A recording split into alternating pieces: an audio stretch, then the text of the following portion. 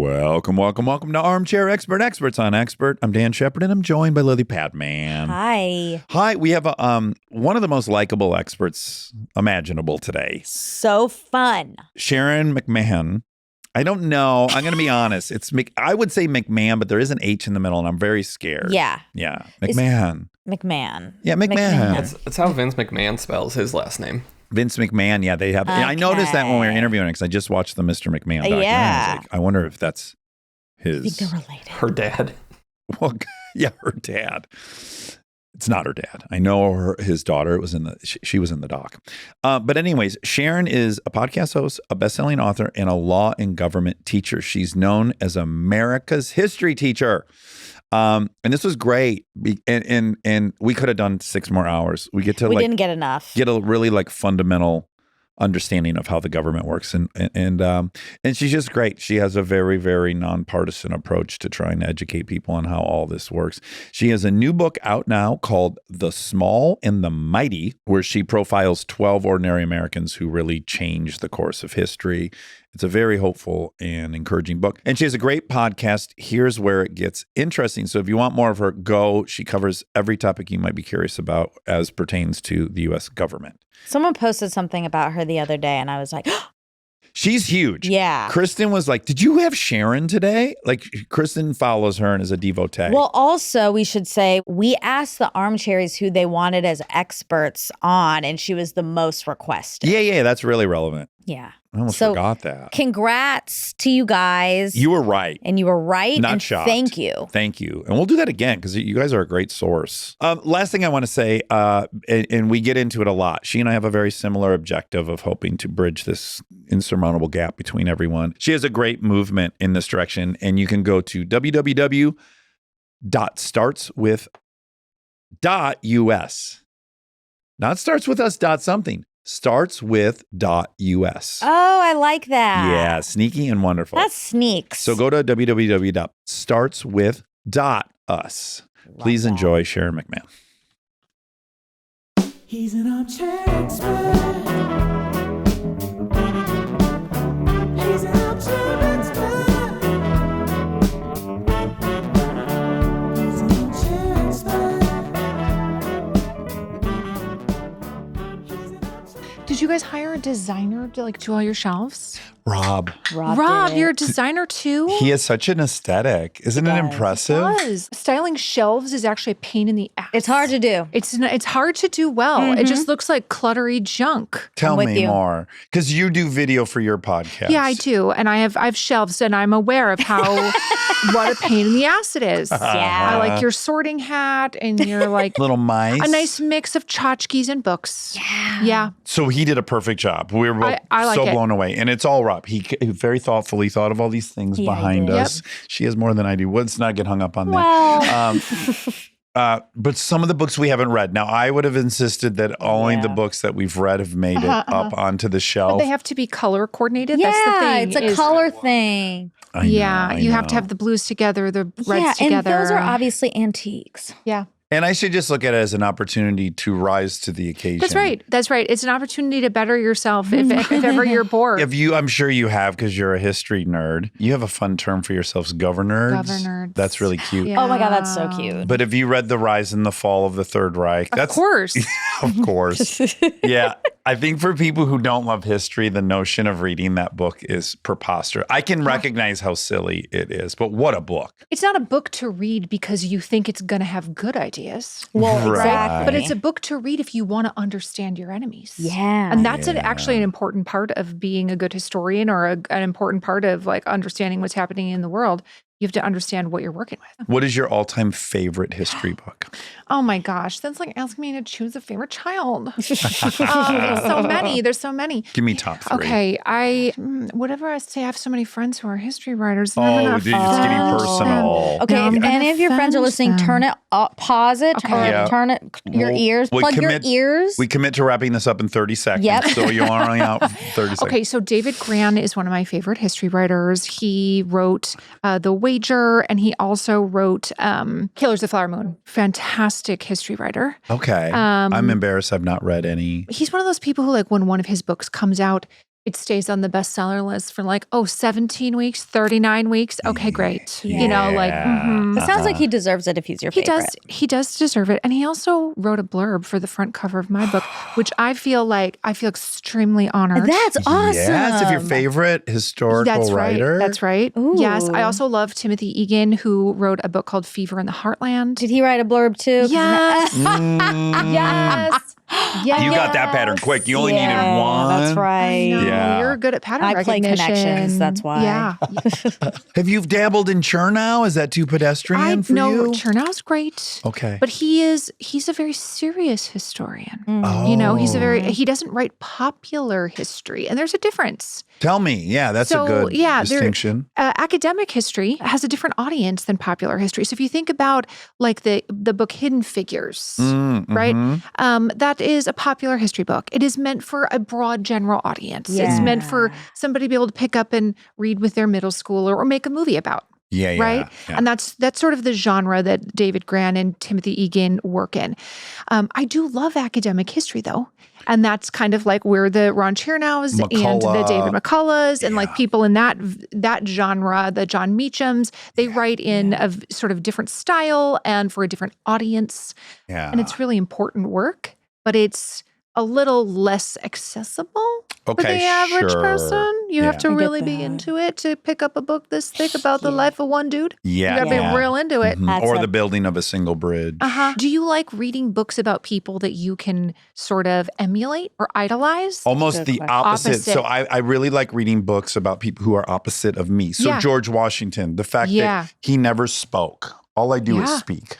I'm trying to impress upon everyone at all times that I'm smart. He became viewed as really smart by not talking in a group of men who talk too much. But in some ways, you do want to emulate that. It's different from you, but you found that admirable And super aspirational. Yeah. Yeah. So it's almost like I want to dive into something that's the opposite of me and maybe find purchase or a toehold. Maybe I could strive to be like that. I'll tell you one thing about George Washington. Maybe you didn't know this. Maybe you did.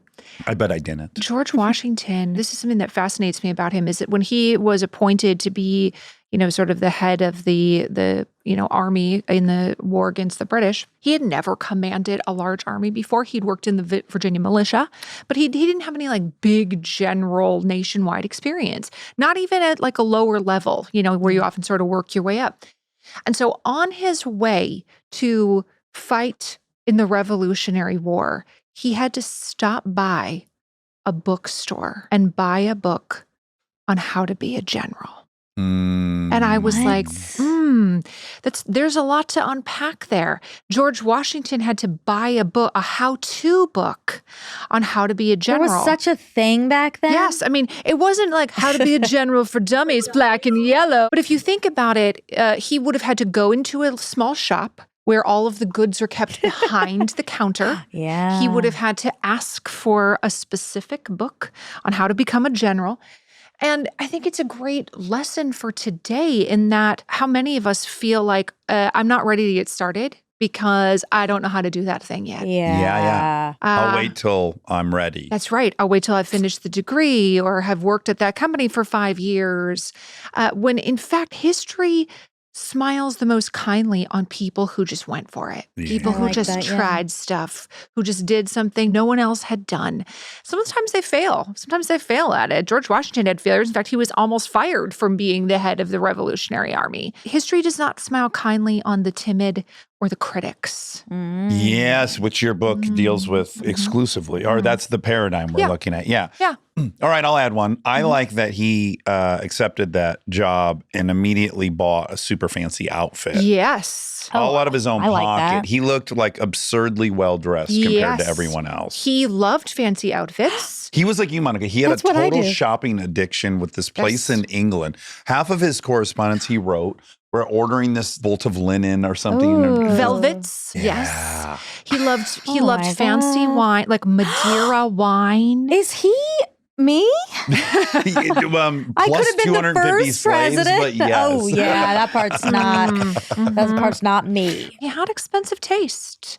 Unlike Abraham Lincoln, who's like, I grew up in a little log cabin and I had nothing and like my clothes are too small. Oh, You know, that's like he very has this you. vibe. Yeah. You know, I taught myself how to read. Oh my God, Dax says that all the time. We both Wow. might have had what's the disease? Marfan's. Marfan syndrome. Yes, that's true. That's true. I have the phenotype of someone Do with you? Marfan's. No, yes. you don't have morphine. I don't think you do. I don't think I do, but I am the phenotype of that. Really tall and lanky and gangly, or the big. Yeah, but you're not like excessively tall. That's only because I've packed on some muscle. I think if you saw me in 11th grade, you'd be like, that boy's too tall and skinny. No, for see, his I name." wouldn't. I'm 6 feet tall. That's true. Yeah, We would have exactly. been looking eye to eye. Yeah. I would not. I would have been like, finally, there's one person taller than me I can in slow this dance with entire you. school. Oh Yeah. man. At what age did you become 6 feet? 14. The best stage for any girl to be 6 feet tall. 14. That's early, early. Shannon, that's really. It's real that's- rough, you guys. Yeah. It's so rough. Even in Minnesota, where people are above average, As Garrison would say. it's so rough. But of course, George Washington was famously tall too. He was in a physical specimen. It wasn't just that he was tall; it was the way he handled his horse. People would talk around the country of what a good horseman he was, like how athletic he was on a horse. That's That you kind as of well. stuff. That That's also me. you're a great horsewoman. Even I can't really ride a bike, but that's fine. Well, what's great is you are going to educate us on a lot of things. We're going to talk about the small and the mighty, but before we do that, we're going to have some fun with all of the many lessons you're regularly giving out Oh, and are great. known to give out. I love it. I think the timing is pretty perfect as we enter an election, and Yes. people are really. I think there's a lot of things people know, and they're not quite certain really how it works. Like everyone knows there's an electoral college, but do they really know what that means and how it came about and what it means to democracy and whatnot? So you are our number one. We turned over to the armchairs what expert they wanted to hear the most, and you were number one. That's incredible. You won a poll. I That want a is poll. huge. Your nickname is America's Government Teacher, which is very I love that. endearing. Okay, so let's just get into your background a little bit. You're from Minnesota. I'm from Minnesota. I live on a dirt road. You still do? Yes. Outside of a town of 80,000 people and 150 miles from the nearest Whole Foods. Oh my Okay. God. Wow. Okay. So So that means there's- that at least the vaccine level's probably high where you're at. That's true. Yeah. Yeah. But, I grew up in a family that, lower middle class family. My dad was a blue collar worker. What was his trade? He was a carpenter. Okay. He was a disabled Vietnam vet who later died of his war-related injuries. Oh, wow. And, my family always had, we had enough food to eat and things like that. But there were times where each person got a $10 Christmas gift. So neither of my parents went to college. I certainly was not well-positioned for this, trajectory from my childhood. Yeah. But what I did have was a library card. Mm-hmm. And I did live one block from the library. And that was, very, very instrumental in who I have become. Like the unfettered access to books Yeah. has been super instrumental in what I do now. And then you ultimately became a teacher. I did. And where did you teach and for how long? I taught for 12 years in California. I taught up in the Bay Area. Oh, you did? I did. How'd that happen? My husband's job. Oh, Husband got a okay. job there. And that was, great. I've taught in Minnesota, and then I taught for the majority of my career out in the DC suburbs, which is very different animal than teaching in the Bay Area. When I was in the Bay Area, it was middle class high school. It was like a performing arts magnet. Great people. I loved teaching there. But we had no hot water. We had no toilet paper or soap in the bathroom. Children carried around toilet paper in their backpacks. Wow. We had rolling blackouts all the time where the power would just go out. We did not have TVs in every classroom. The media center was closed because there was nobody to work at it. We did not have even like whiteboards and overhead projectors. I wrote a grant proposal to the Bill and Melinda Gates Foundation, seeing if I could get whiteboard screens, like the projector screens. Oh, sure. And the overhead projectors that people used to When use. you have the wax pen. Yeah. love You use Me like the too. transparency. Yeah, transparencies. I Yes, I'm love so jealous of I the have teacher like getting it right with the fantasies wax. about Yeah. transparencies. Like I discovered that 32 of the classrooms in my school did not have overhead projectors or, like the transparencies or the screens, nor did we have any of the other, options to go along with it. Additionally, all of our textbooks had been destroyed in a water main break. And then it swelled to like 10 times the normal Yes, and then it size. exploded into the hallway. There was no budget to buy new books. The icing on the cake, every teacher had a $15 a month copy budget. You could make $15 a month worth of copies. And if you wanted more than that, it literally came out of your paycheck. Oh, geez, Louise, So we had no materials. Nice middle class area. Those were the conditions on the ground in the schools. Oh, Moving to the suburbs of Washington, D.C., where people are absolutely rabid about public education, was very eye-opening. Like, they have $2 billion a year operating budgets. whoa. Are you in Maryland or Virginia? Maryland. Maryland. Every supply you could ever want. And of course, the Maryland suburbs are very competitive with the Virginia suburbs. Sure. Everyone wants to see who has the better public schools. So there's this sort of like competition between the two. The one school that I worked in had like 5 computer labs. You know what I mean? Wow. Like it was just such a different environment than DIY toilet paper. You know what I mean? Yeah. By the way, it's already, you don't want to go number 2 at school. You want to hold it till you get home. Oof. But the notion that you're carrying your own toilet, I just imagine even if I knew that was necessary, I'd be like, I can't blow up my spot. If I've got toilet paper, obviously I'm up to one business. You know what I'm saying? Well, for boys, it's different. yeah, you Girls have a can get justified away. Yeah. reason for toilet paper. Yeah, but you could have said like, oh, it's for my girlfriends in case they forgot. Oh my God, I can't carry a lot. Oh, my girlfriends. Wow. They make you here in California, they make you take this class about, bloodborne pathogens. So that you don't contaminate the children with when the kid's bleeding on the floor at the school. So you have to get this like certification in order to get a license to teach in California. And so I remember going to the bloodborne pathogens workshop, and they're giving you this whole spiel about like, and then you run your hands under more hot water and soap in 20 seconds and blah, blah, blah. And I raised my hand and I was like, what if we don't have hot water and soap? Yes. Because we literally did not. All that to say, I've taught in a few different places, and every spot in the country has their own educational vibe. I bet. Everything's got a culture. Okay, so in high school, you were teaching what? Government? History. And does one of those interest you more than the other?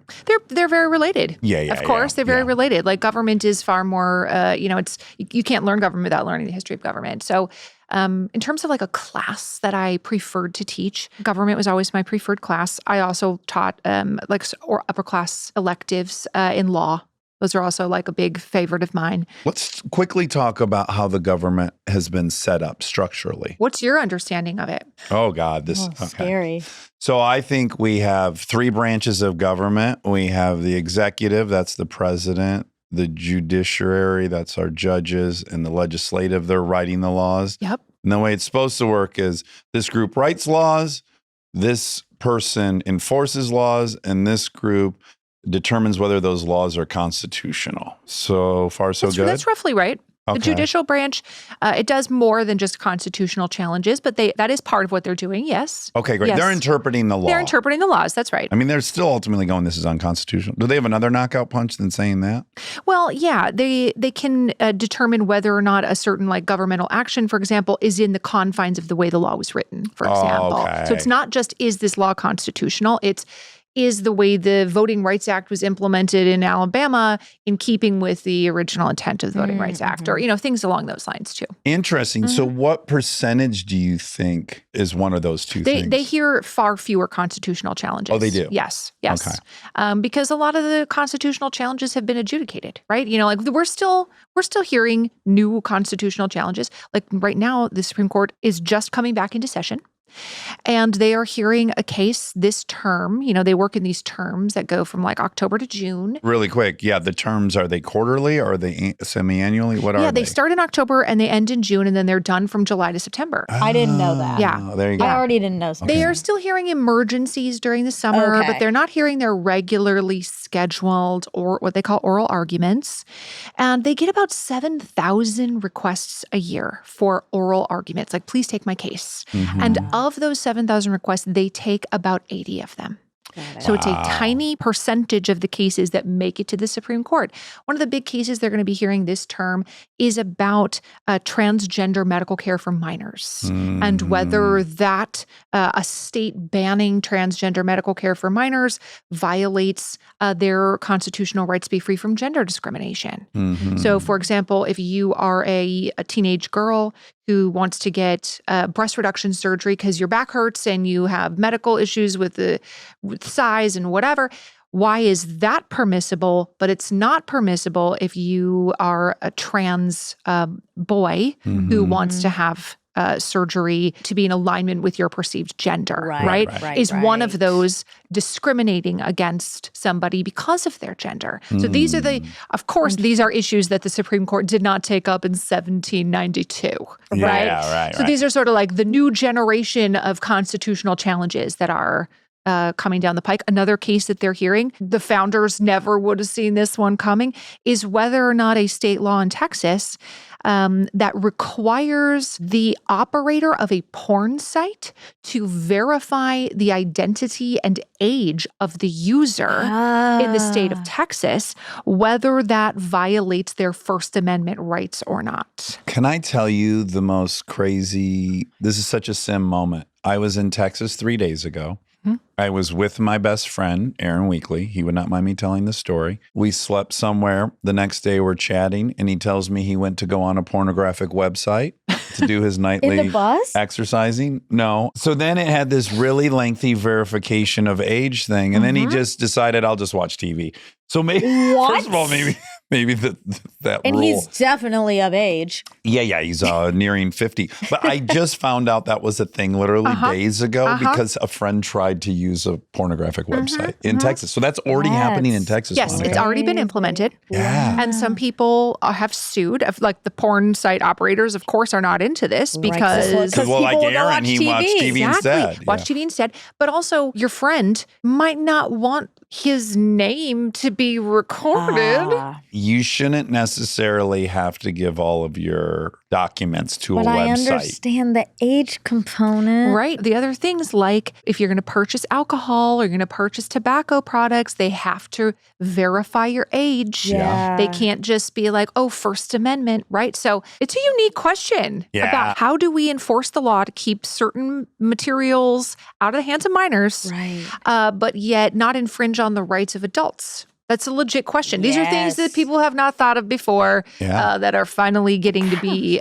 decided by the Supreme Court this season. And would you say, because that right now, you've already brought up one that's really great and complicated and has merits on both sides. Do you think people's general stereotypical view of how the Supreme Court is being used is that it's solely political? And in general, anything coming before is really going to align with either the left or the right, and that we know how they'll line up? Like, do you think there's a perception that's maybe not entirely accurate? Like, so many of the cases that make the headlines are these kind of very politicized issues. Some of them are like, new thing has arisen, very complicated arguments on both sides. Let's figure this out. So there is absolutely a perception that the Supreme Court has been overtly politicized. That's absolutely the perception. The perception of the Supreme Court, like the number of people who think that they're, doing a good job, that everything's above board, it's very low, non-biased. It's very low. This is one of the lowest points in U.S. history in terms of perceived legitimacy of the Supreme Court. And some of that has to do with abortion, right? The majority of Americans are pro-choice in at least some circumstances. I think some people don't realize that if you believe that there should be exceptions for things like rape and incest, that actually falls under the purview of being pro-choice, like that there are some circumstances in which abortion should be legal. The overwhelming majority of Americans think that. And so some people, they really, really view the Supreme Court's actions, recent actions on abortion as delegitimizing the court. And then the other aspect of it is the ethics concerns related to a couple of the justices on the court now, where they're taking all these trips with billionaires and they're not disclosing them, and they're supposed to be disclosing them. And then they're like, oh, my bad, I didn't realize the form was supposed to be filled out that way. And it's a little bit like, But you're in charge of determining if people fill out the forms right. Well, also, one of the main things a court would point out is ignorance of the law is not Not a a defense. Exactly. Yes. So that's kind of your job, is pointing out that everyone's supposed to know. Yeah, Right, exactly. right. And so one of the challenges there is people feel like I would never get away with that at my job. Yes. Right. If you were just a normal federal government employee, let's say you just work in an office at the Social Security office, helping people get Social Security cards, there are very strict ethics rules that do not allow you to accept gifts greater than $20. Wow. I cannot send you a copy of my book because it costs more than $20, right? And so there are very strict codes of ethics for federal employees.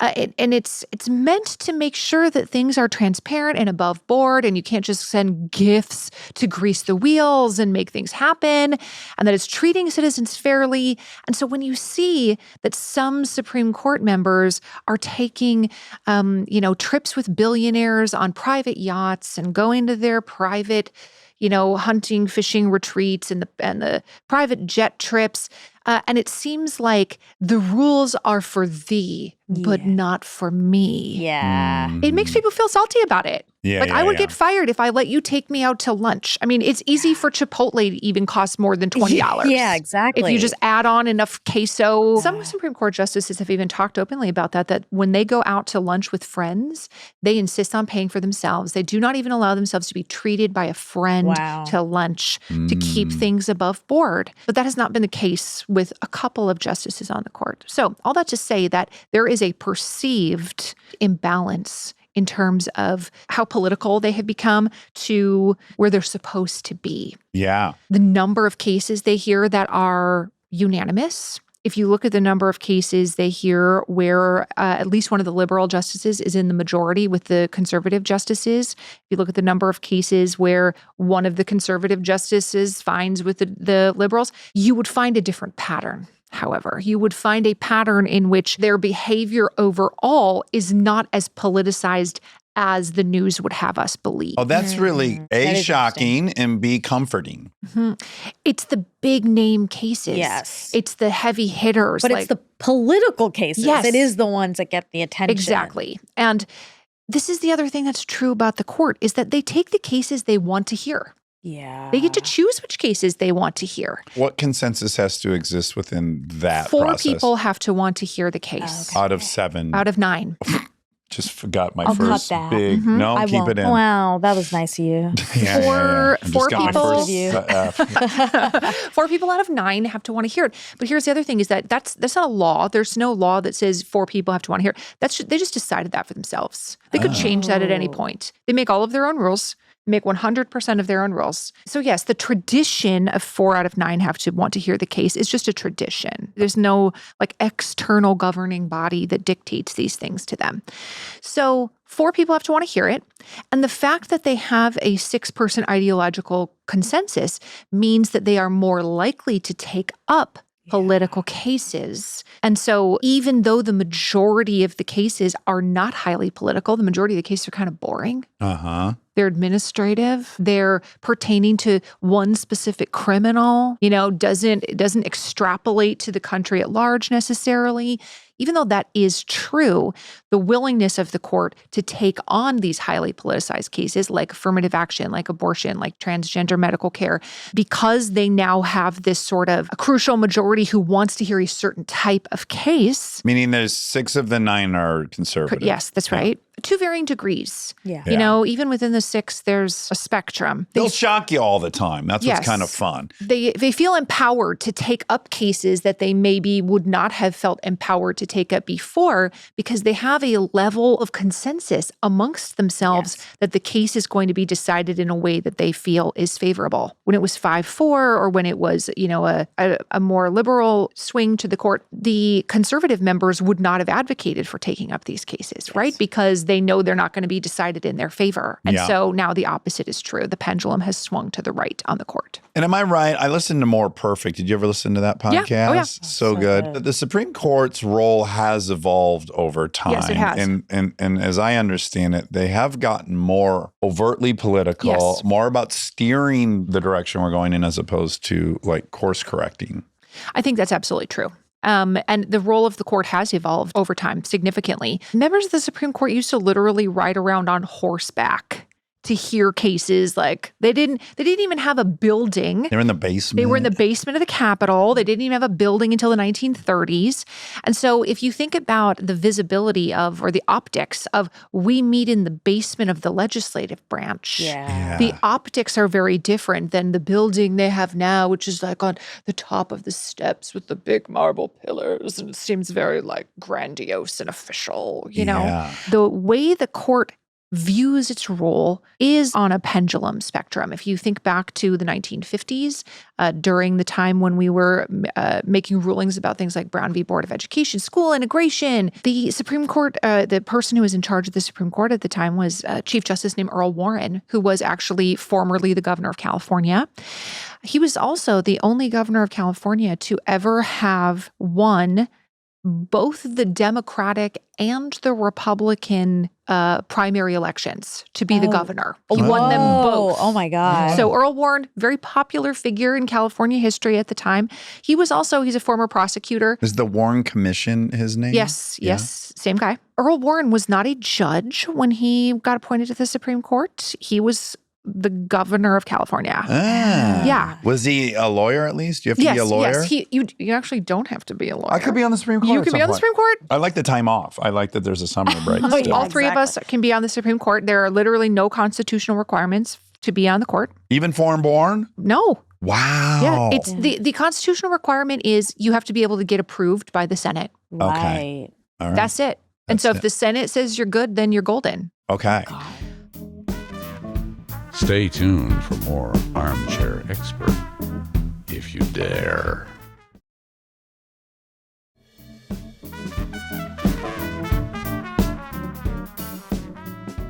I got to retract some statements, I think. It's too late for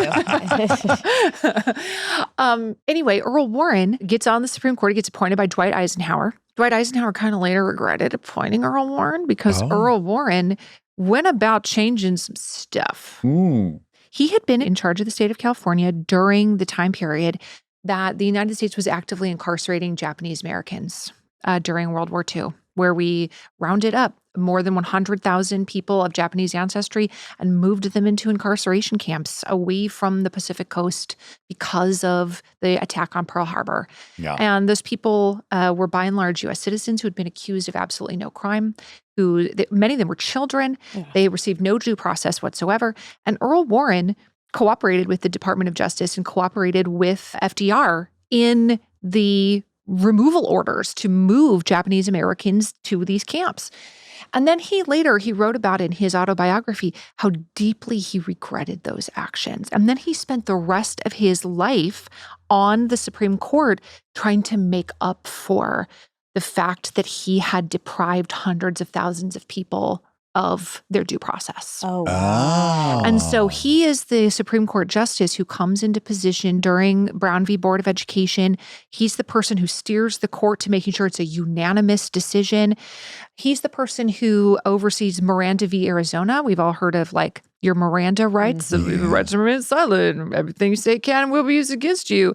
That was a Supreme Court case under the Warren Court. He was also in charge of Gideon v. Wainwright, which says that people have the right to a court-appointed attorney if they cannot afford one. So the court saw a hard pendulum swing to the left under Earl Warren, in part because of his sort of guilt over what he had done during World War II. Wow. Talk about making the best of a terrible thing. Yeah. That's admirable. Earl Warren's father was also murdered. Ooh. And he was a prosecutor at the time up in the Bay Area.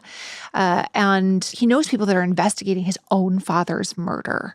His dad was literally like sitting in his house one night and somebody broke into his house and hit him in the head with like a pipe. Aye. And he was dead. And they get this line on like, we think we might be this guy. And it's a guy who's already in prison. And we could, if you wanted, we could like put a wiretap in his cell and see if he's talking about it to anybody and like gain evidence against this guy that way.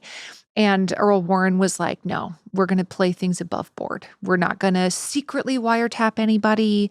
That's violating people's rights. So he, even as a prosecutor, was somebody who, wanted to play by the rules, so to speak, Yeah. even if it meant not solving his own father's murder. Oh, I Yeah, love that's a him. level of integrity not seen often. His father's murder is still technically unsolved all of these years later, although people now feel like it's very likely this one guy. There's a very strong, there's a good amount of Like evidence. Hodel and the Black Dahlia murders. Yeah, yes. Yeah. And it was the guy who was in prison who he could have wiretapped and didn't. He's the most likely suspect in having killed Earl Warren's dad. But again, if you believe in the principle that it would be better to have a guilty man free Yes. than an innocent man in prison, which I do, and our system's built Yes. on, you got to play by that. Well, and I think you're right that first of all, it is better to have a guilty man free than an innocent man imprisoned.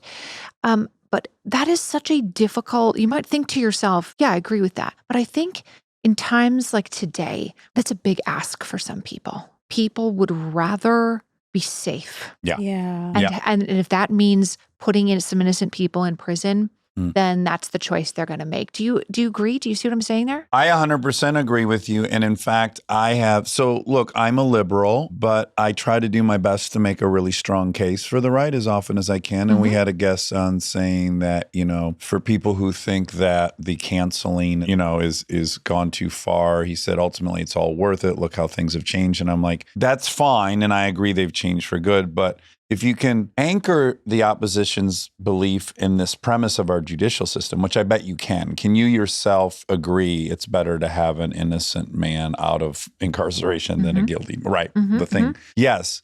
So do you see that premise applies to trying people in public and then they lose their thing and sometimes we get it wrong? Can you at least see that that's a defendable point of view, whether you ultimately agree with it or not? You see it's a substantive pushback. And yeah, I think people are having a really hard time making a good faith argument for the other side, or at least spending 10 minutes trying to figure out what point they're making and if it's on solid footing. Yeah, I agree with you. And I think it's really easy when you are operating from a position of fear. Yeah. Fear, in some cases, a fear for their own safety, a fear for their own livelihood, Their way of life. or their, religious, whatever. They feel like, well, sometimes that's the way it works. They don't extend that idea to its logical conclusion that sometimes in a system run by fallible humans, it does mean that guilty people will walk free. But that we have to err on the side of not incarcerating or putting to death somebody who there's even a small chance of being innocent. When push comes to shove and it's your own family and it's your own community, people have a really hard time. Well, it works both ways. Both Yeah. ways. Yeah, if my mom's murdered, I have it. But I can own that, right? People, I'm not in favor of the death penalty. What if your children were raped and murdered? I'm like, yeah, I would want those people killed. Yes, But I shouldn't be a justice in that case. that's right. And I shouldn't be the police officer that arrests the people That's right.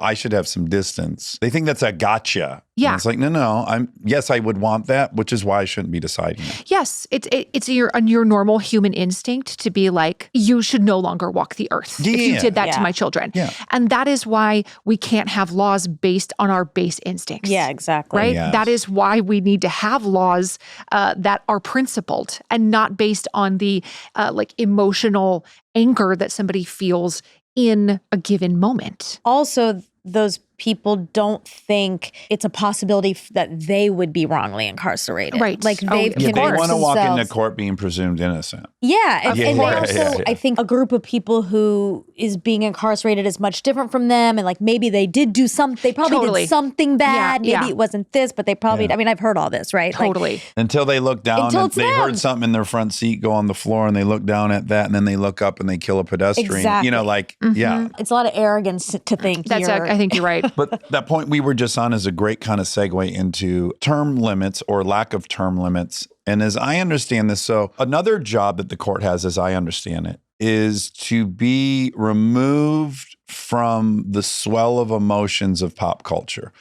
That we see things, Pearl Harbor would be a great example. In the wake of Pearl Harbor, we're going to make some really rash decisions. We're human, we're reactive, we're hurt. And so the court is supposed to be semi-removed from the swell of popular outrage, right? And a little bit of like, it's purposely slow. It's supposed to build in a little gap between. And so A, is that true? And B, is that where we get into life appointment so that there's no political pressure or daytime pressure to react in a certain way? Yeah. I mean, it is true that they are not supposed to be making decisions based on what is popular, which is what politicians often do. Yeah. They make decisions that will help them get reelected as opposed to principled decisions. So yes, that's the idea behind it, that we are removed from public opinion. That's why the members of the Supreme Court have lifetime appointments. And so there's almost always a gap between what happens theoretically and what happens on the ground, right? Theoretically, it insulates you from popular opinion so that you only make principled decisions. Yeah. What it can also mean is that it allows people who potentially are corrupt or people who potentially are not playing by the rules, it allows them to stay in power excessively because it's too difficult to get rid of them. Yeah. So there's always a give and take when it comes to these issues. Yes, it's a good idea in theory, but in reality, it means the following things. But you're absolutely right that there's meant to be a lack of reactivity to public opinion on the part of the court system. And sometimes a court gets it wrong. Yeah. Yeah. Sometimes the court has gotten it wrong. They got it real wrong when it came to Plessy v. Ferguson, saying that people, African Americans, were not citizens of the United States, even if they were born here. They got it real wrong in the Korematsu case, which is what found it constitutionally permissible to incarcerate Japanese Americans. The Supreme Court actually said it was fine that they did that. So you can look back and point to a variety of cases where you're like, oh, hell no, that is messed up. Yeah. And again, I don't know, like years ago when the premise was explained to me, it made sense. And now that I find myself on the wrong side of the politics of the supermajority or whatever we call what is existing now, I, of course, am seeing the fallibility of this. And then I wonder, well, if it's good for the goose, is it good for the gander? Why didn't I? You're always trying to self-correct. Like, am I just caught in my own silo of opinion? Or do we think that these lifetime appointments are problematic? I also think, again, as the writers of the Second Amendment couldn't anticipate AR-15s. That's right. We can't anticipate justices living to 94. That wasn't in the realm of what was going to happen. Right. That's so true. You are absolutely right that if you are taking a principled look at this, if you dislike the conservative bent of the court today and you feel like, it's just become so political, oh my gosh, and making so many decisions that impact so many people's lives, blah, blah, blah, then you are feeling exactly how conservatives felt during the 1950s and 60s, where they're like, what the F is this court?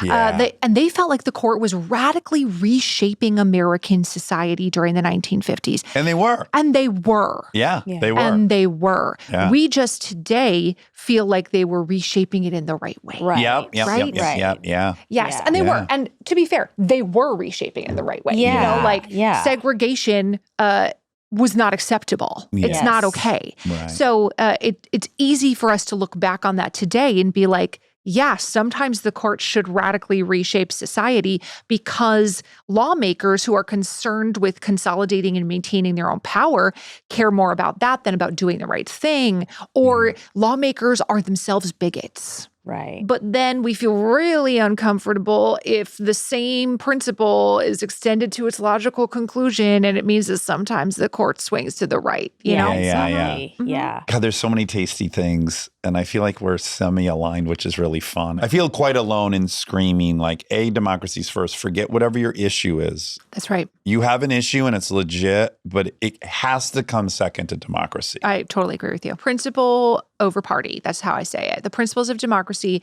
are more important than any party allegiance somebody might have. Or any of your single issues. Like, we cannot have a minority of people running a majority of the country. And so with that said, I get in this argument. Sometimes I sounded off the other day about it, and now I'm a little worried I might be actually wrong. So I'm going to ask you, and this does seem to be a favorite comment from people on the far right, which is, It's not a democracy. It's a republic. And my issue is like, yeah, motherfucker, that's a version of democracy. You could have direct democracy. You could have representative. So please just start with, are we a democracy? And Dax, you're right. You are correct. okay, thank God. It is 'cause I've both a democracy and a republic. A republic is a structure of government. Okay. A democracy is a government of the people. That's literally what the word means in Greek, a government of the people. And there are different ways to structure democracies, direct democracies, constitutional republics, a variety of different kinds of like a monarchy. You can have a figurehead like a monarch like they do in England. We don't have that here, but yet the UK is still a democracy. So there's more than one way to structure a democratic government, but democracy just means government of the people. And this far-right talking point about like, it's not a democracy, it's a republic. My question to you is like, and what is your point? Their point is that they're repeating a far-right talking point from the 1950s. Oh, that starts in the 50s? Yes, in the 1950s. Oh, this is so fun to learn. It started with a far-right group called the John Birch Society, who wanted to put forward this idea that it's not a democracy, because if you were going to have a democracy, that would mean that everyone, including people of color in the South, would have to have equal rights. Oh. Yeah. And so this idea of like, it's a republic. So they're not defending democracy. They're saying No, it's not a democracy. it's not at a all, so democracy. don't try to say it is. They Try don't to like get it when you say it's a democracy. Oh. They will try to correct you and say it's not a democracy, it's a republic. Which is why we can They're have not like electoral college and things like that aren't. It's not just a popular Those vote. terms aren't mutually exclusive. That's exactly right. Right. It's that's like exactly saying right. it's not a democracy because it's a communist. And it's like, no, that's an economic system. So all constitutional republics are democracies, but not all democracies are constitutional republics. Right. America is both of those things. It's both a republic and a democracy. And I'm always so curious. This is one of those things that like gets under my skin. I'm always so curious what the point somebody is trying to make when they say that. Well, I have found that comes as the last ditch. I'm out. Like I think generally for me, it's their point didn't hold up all that much, and then that comes in at the end is like hopefully unravel everything we just covered. Well, you don't even understand it because it's not a democracy. It's not a democracy. Oh, okay, so none of the stuff we just argued about is relevant now. That seems how it's used when I'm caught in this. They talk about it in the sense of mob rule. Have you seen this too? Like a democracy is mob rule. This is another thing people will say. Oh. Democracy is like two wolves and a sheep trying to decide what to have for dinner. This is another thing that people will say. Oh my God. So, First of all, I like that. That's pretty funny. Two wolves and a sheep trying to decide what to have for dinner. I mean, it's pretty good. I don't get it. Well, the two wolves are going to vote to eat the sheep. The majority are going to vote to eat the sheep. So it's So it's mob almost like rule. implicit in a democracy is that there'll be majority. victims. The majority right. will victimize the minority. That's right. And here becomes this would be a great time to introduce baked in tensions that are in our conceit. We have some baked in tensions. We have liberty, inequality. And these often are in opposition to one another. There are two ideals we're going to try to juggle and get as close to both as we can without infringing on the other. The other is this union and this republic, this states' rights versus federal rights. And these are like long-standing tensions that the political parties tend to gravitate towards. That's absolutely true. I mean, literally from the very beginning, before the modern Republican and Democratic parties, which have not existed in the format that they exist today for very long, you have the Federalists and the Anti-Federalists, which were very much this idea of like, how much should the federal government do versus how much should the state governments do? And obviously leading up to the Civil War, we have this continual tension between what states have the right to do and the federal government has the right to do. You see it with abortion today, another states' rights issue. What should the states have the right to do? Of course, you understand Los Angeles needs different environmental rules than northern Minnesota, where I live, where we have too much water. as opposed to Right. not enough water, Right, right. where we have almost nobody that lives there. Of course, it makes sense that there are certain things that fall under the purview of states. Yeah. But to what extent, to what end? Is it fair that women in one state should be able to receive a certain type of medical care while somebody in another state should not be able to receive that kind of medical care? Is that fair? And so you're right that this is a continual balancing act that the federal government is trying to find the right happy medium. And right now, with the more conservative-leaning Supreme Court, they're tipping back towards this sort of states' rights issues. Yeah. And in general, we could probably say the modern left and right. The right is about the individual and the left is about... More about the collective, yes. Both are really valid. I also want They to are. scream that. Like, often, yes, you know who was the minority who was getting shit on by the majority? Were gay folks 25 Jews. years ago. Jews. Yes. We've had a lot of minority groups that were getting fucked by the majority. So it is a very good principle to be Yes. defending of the individual's right to pursue their Yes. happiness here. Yes, and I bring this point up all the time too, that we actually cannot have one political party. We need multiple political parties. One political party is a dictatorship, right? Yeah. So we can't just be like, well, I hope the people I like get into power and screw the rest of y'all. That's actually not a healthy democracy. We're better off by having our ideas challenged and by having the best ideas rise to the top. Yes. And we should have enough allegiance to the country and to the Constitution to be willing to acknowledge when somebody who belongs to a party that we do not vote for, when they have a good idea. Yeah. We should have enough humility to be able to be like, you know what, I didn't vote for you, but I think that's a good idea. And integrity. Yeah. Yes. Yes. And some of the best leaders from history have done that exact thing. I know you have you have Team of Rivals on your shelf right above your head. The great... Just learning that. Yeah. Is that one of the ones I we do. have or Team of haven't read? the Doris Kearns Goodwin book, it's a great book about how some of the best leaders from history have brought people into their cabinets who some of them did not agree with them. Yeah. They did not just hire a bunch of yes men who were like, whatever you think, great idea, of course. Wasn't Lincoln famous for this as well? Yes, that's what this is about. Oh, Team of okay. Rivals is about his sort of, and so is George Washington. George Washington hires both Alexander Hamilton and Thomas Jefferson who hate each other. Yeah. The thinking behind that is, I don't want you to just pat me on the head and tell me I'm pretty and I come up with all the good ideas. Yeah, this is yeah. important stuff. Right. Yeah. Right. And back to what you said 10 minutes ago about theory versus practice, each side has a scorecard just riddled with failures and Yes. successes. Totally. There's nobody has the lock on historically had all the good ideas. That's ridiculous. My side's had a lot of well-intentioned stuff Yes. that in practice split up families in the inner city, that That's right.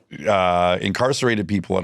We've done a lot of well-intentioned things that in practice turned out terribly, that we got to course correct. That's right.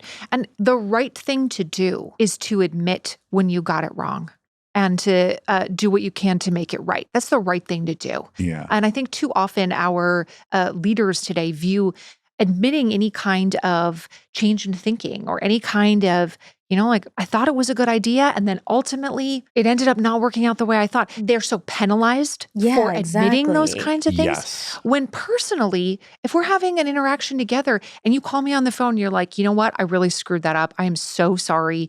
I did not realize how it would impact you. I'm going to make changes. Yeah. You would have respect for that person. Yeah. Oh, so much. Yeah. Who did that to you personally, but yet on a broader political scale, we're like, oh my God, they're a flip-flopper. Yeah, it's the public's fault for Yes. doing this, for villainizing that type of behavior from Yes. a powerful person. Why can't they change their mind? They should change their mind Yeah, when presented with exactly. better information. That's what a person with intellectual integrity does. It was like with COVID, a bunch of people were very upset that the initial thing, the initial stuff that was coming out, they ended up being like, oh, actually, now you don't need to probably Lysol your fruit. They're like, Right. oh, you were wrong. And so now we don't trust you at all. It's like, well, Yeah. they're just figuring it out. It drives me. Yeah, really, we really probably don't need to put every book in an autoclave, right? Yeah. But yet that the initial responses to a global pandemic were not perfect? We're not perfect. Well, I think even Yes. more depressing is like, I'm not even sure how I feel about all this. Let me check in with my tribe and see how they feel about it. And now I know. That to me was the much more scary. And I think we have a similar concern, you and I. The notion that something like a global pandemic got funneled into one of two camps politically. It's like if the fucking aliens come up with the laser beams, are we going to actually decide? Is that going to be political? Like, what would be the threat where we would stop? Yeah, where we would come together. Also, I just want to say too, I think both sides were wrong about a bunch of stuff. Totally. Well, of course, everyone was I wrong. think- It was a brand new thing. Like that's the whole. But just the notion that anyone could come out of it and go like, my side was vindicated, I also think is a total fantasy. It's like they were right about some stuff. We were right about some stuff. We were wrong about some stuff. They were wrong about some stuff. I totally agree. And now we should be willing to do a postmortem on that. Kids should probably go to school if they're going to survive. Like that's something the left got completely wrong. Now we know the learning loss from not being in school. It was too great a burden to bear. Yeah. But yet you can also understand how children are not the only people in the schools, right? That the adults that work in the schools also deserve a safe working environment. Yeah. And that's very tricky when you have small children who don't understand basic hygiene, who don't know how to cover their cough, who don't know how to wash their hands appropriately. What about the adults in the schools? Don't they deserve to not die from COVID? And also the kids that go home to environments where there's a lot of people in a small environment. Yes. A lot of adults, grandmothers, grandparents. Like, again, we don't live in that type of environment. So it's easy for us to forget that exists. But that's a lot of people. It's a lot of people. The black and white thinking, I don't think is particularly helpful here because yes, the children should be in school and also yes, the teachers should not die from COVID. Both of those things are true. Right? Exactly. And the idea that like only my side is the correct side and if you don't agree with it, then you're, a Satan worshiper or whatever it is. Again, though, I don't think it's helpful to call it the other side's failures in some way. They're not listening to me. That's true. But it's not you fair hate it, I because know. because it's not fair because you actively say I'm a centrist. You've stopped saying you're a liberal. Yeah. So like if you're a centrist, then you do need to call out both sides. It's like doesn't feel fair to me. Yeah. Well, okay. So on the right, it was insane. They're hosting COVID parties, and it's like they're intentionally endangering themselves to prove a point. And there was no period where they could even wear a mask for 5 minutes to see where this goes. Like there was a lot of belligerence and insolence on that side for sure. But there was a bit of hypocrisy on our side, which was like service. What was the term we used? Essential workers. That was, if I'm on the right, that's a total elitist bullshit thing. So all the professionals with college degrees just didn't work and everyone else had to work. Somehow it was okay. It was not unsafe for all this whole section of our economy to be working every day. They never stopped. Everyone that I know stopped working and was in quarantine, but no Worked one from Zoom. Yeah, works from Zoom, relocate, work for, you can't, if you work at Chipotle, there's no fucking work from home. So it was also very elitist in the way that it was executed. If I'm on the right, it's not hard to see that. And that's legit, Yes. And both of those things can be true at the same time. Yeah.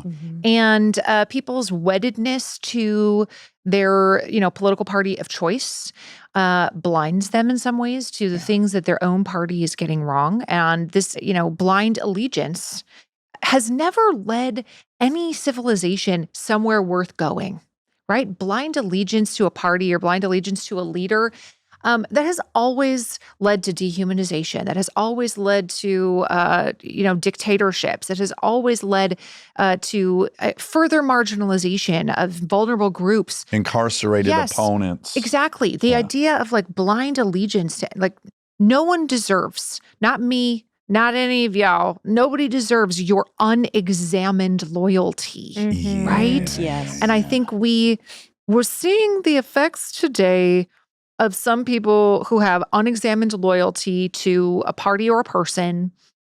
And it's a dangerous direction to be headed in. Yeah. Yeah. If you want to paint yourself as a critical thinker and as an intellectually honest person, and I think most people would want to be labeled a critical thinker, right? Yeah. Most people, if I'm like, well, you don't know how to critically think, you'd be offended, Yeah. right? We all want to feel like we're good at critical thinking. Yeah. If you want to be a critical thinker and you want to be intellectually mature and honest, you have to be willing to admit when your preferred ideology gets it wrong.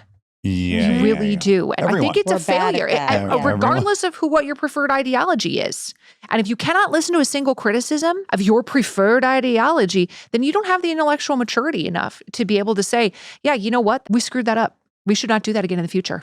Yeah. Yeah. And you're right. We admire people who do it so much. They've been showing clips of old debates. Yes. Not Oh, old, yes. old, but like literally like Yeah, John elections ago. Kerry. Yeah, Mitt Romney and Obama. Yeah. And everyone's like laughing and there's agreement and Yeah. there's just like, it's just normal. And it doesn't mean that you have your ideas about how you want the country to go, but you just don't have to hate the opponent That's or right. it doesn't have to be so extreme. And Yeah, no, you're just- totally right. It doesn't have to be this way. It's Yeah. this way because we're permitting it to be this way Yes. and we're participating in it. Stay tuned for more Armchair Expert, if you dare.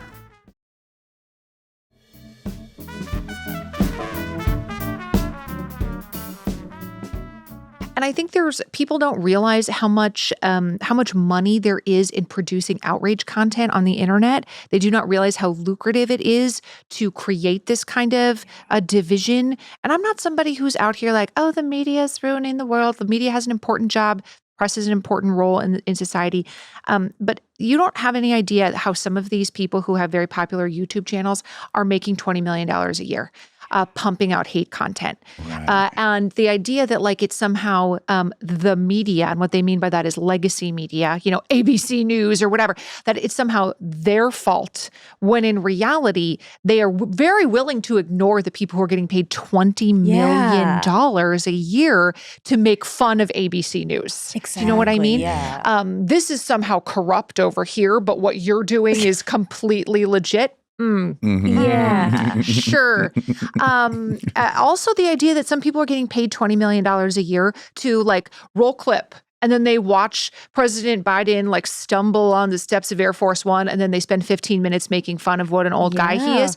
That those clips that go uber viral, that is a tremendously lucrative line of work if you have enough eyeballs on your content. Oh, yeah.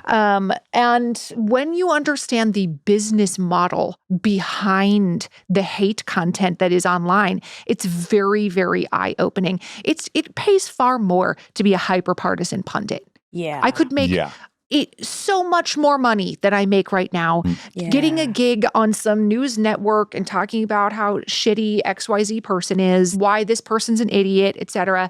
The amount of money that exists in that hyper-partisan space is so much more than somebody who exists where common sense lives. Yeah. There's not cash in common sense. Oh, right? so true. And so if I have a choice between a giant check and having common sense, listen, it's very enticing to be like, I'll take the cash and I'll buy the sweaters. Well, Right? again, it doesn't even have to be personal to anyone. It's you're observing what the system creates and the Yes. incentive structure, and it's a system, and it produces a result. That's right. The And it's incentive producing structure. the exact result it's designed, Precisely. Yeah. Yes, it's producing the exact result that is designed to produce.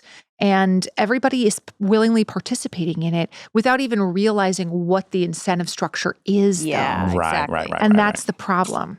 Okay, well, I have done a bad job because you're so interesting of mowing through a lot of these things I wanted to explain. That's okay. I feel like we could do 20 hours together. I would love to. But I think people would like to know too the difference between the Senate and the House of Representatives, right? That's a little confusing. Yeah, it is.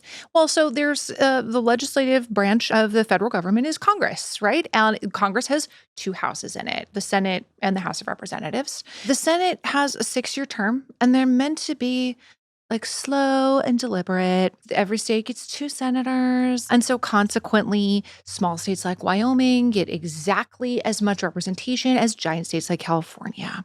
And a lot of people feel like, well, how is that fair? Wyoming has less than 1 million people in it. Yeah. Right. And they get 2 senators just like California does.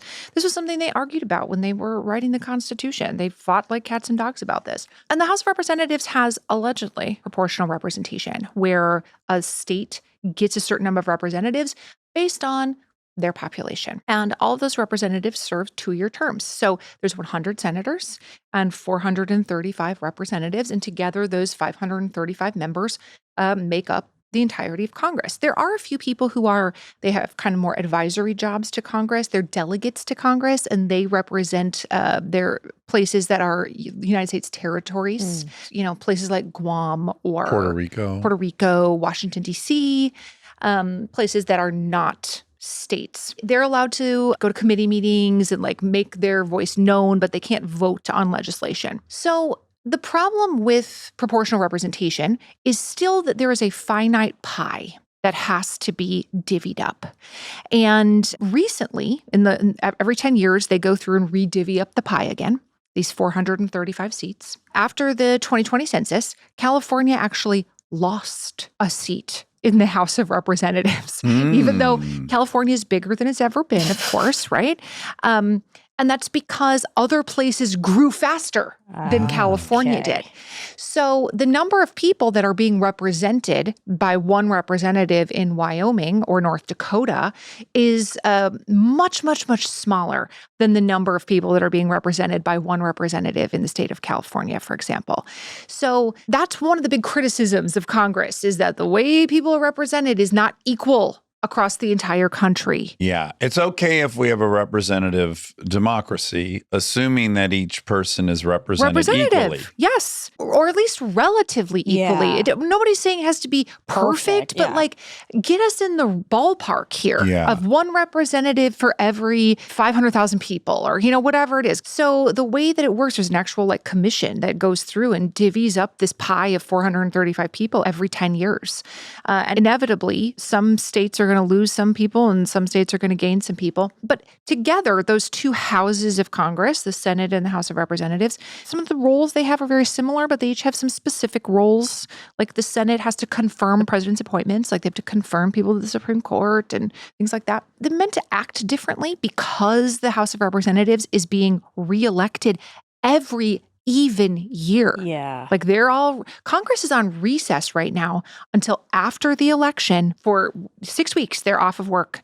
Oh my God, maybe I'll be a congressperson. Yeah. Because they're all do that on my break from being a No, so you can't be in two branches of government at the same time. All right, that'd be a conflict. Okay, that's an F. They're all off because they're campaigning for re-election. Imagine having to campaign for re-election every other year. But also that you don't have to do your job because you're campaigning, I don't like. Their term is only every 2 years? It's 2 years. It's a 2-year term. It's meant to be more immediately responsive, thinking people have short memories. And if you screwed up last year, I'm going to remember it this year. Yeah. I'm going to vote you out. That's the thinking behind it. For legislation to become law that will be enforced by the president, the executive branch, it has to pass both. Yep, it has to pass both. And then be signed off by the president. Yep. I won't go into the whole, how do committees work and all, the whole structure of how every aspect of Congress works. But the bottom line is, yes, both the Senate and the House of Representatives has to pass identical versions of the same law to land on the president's desk for him or her.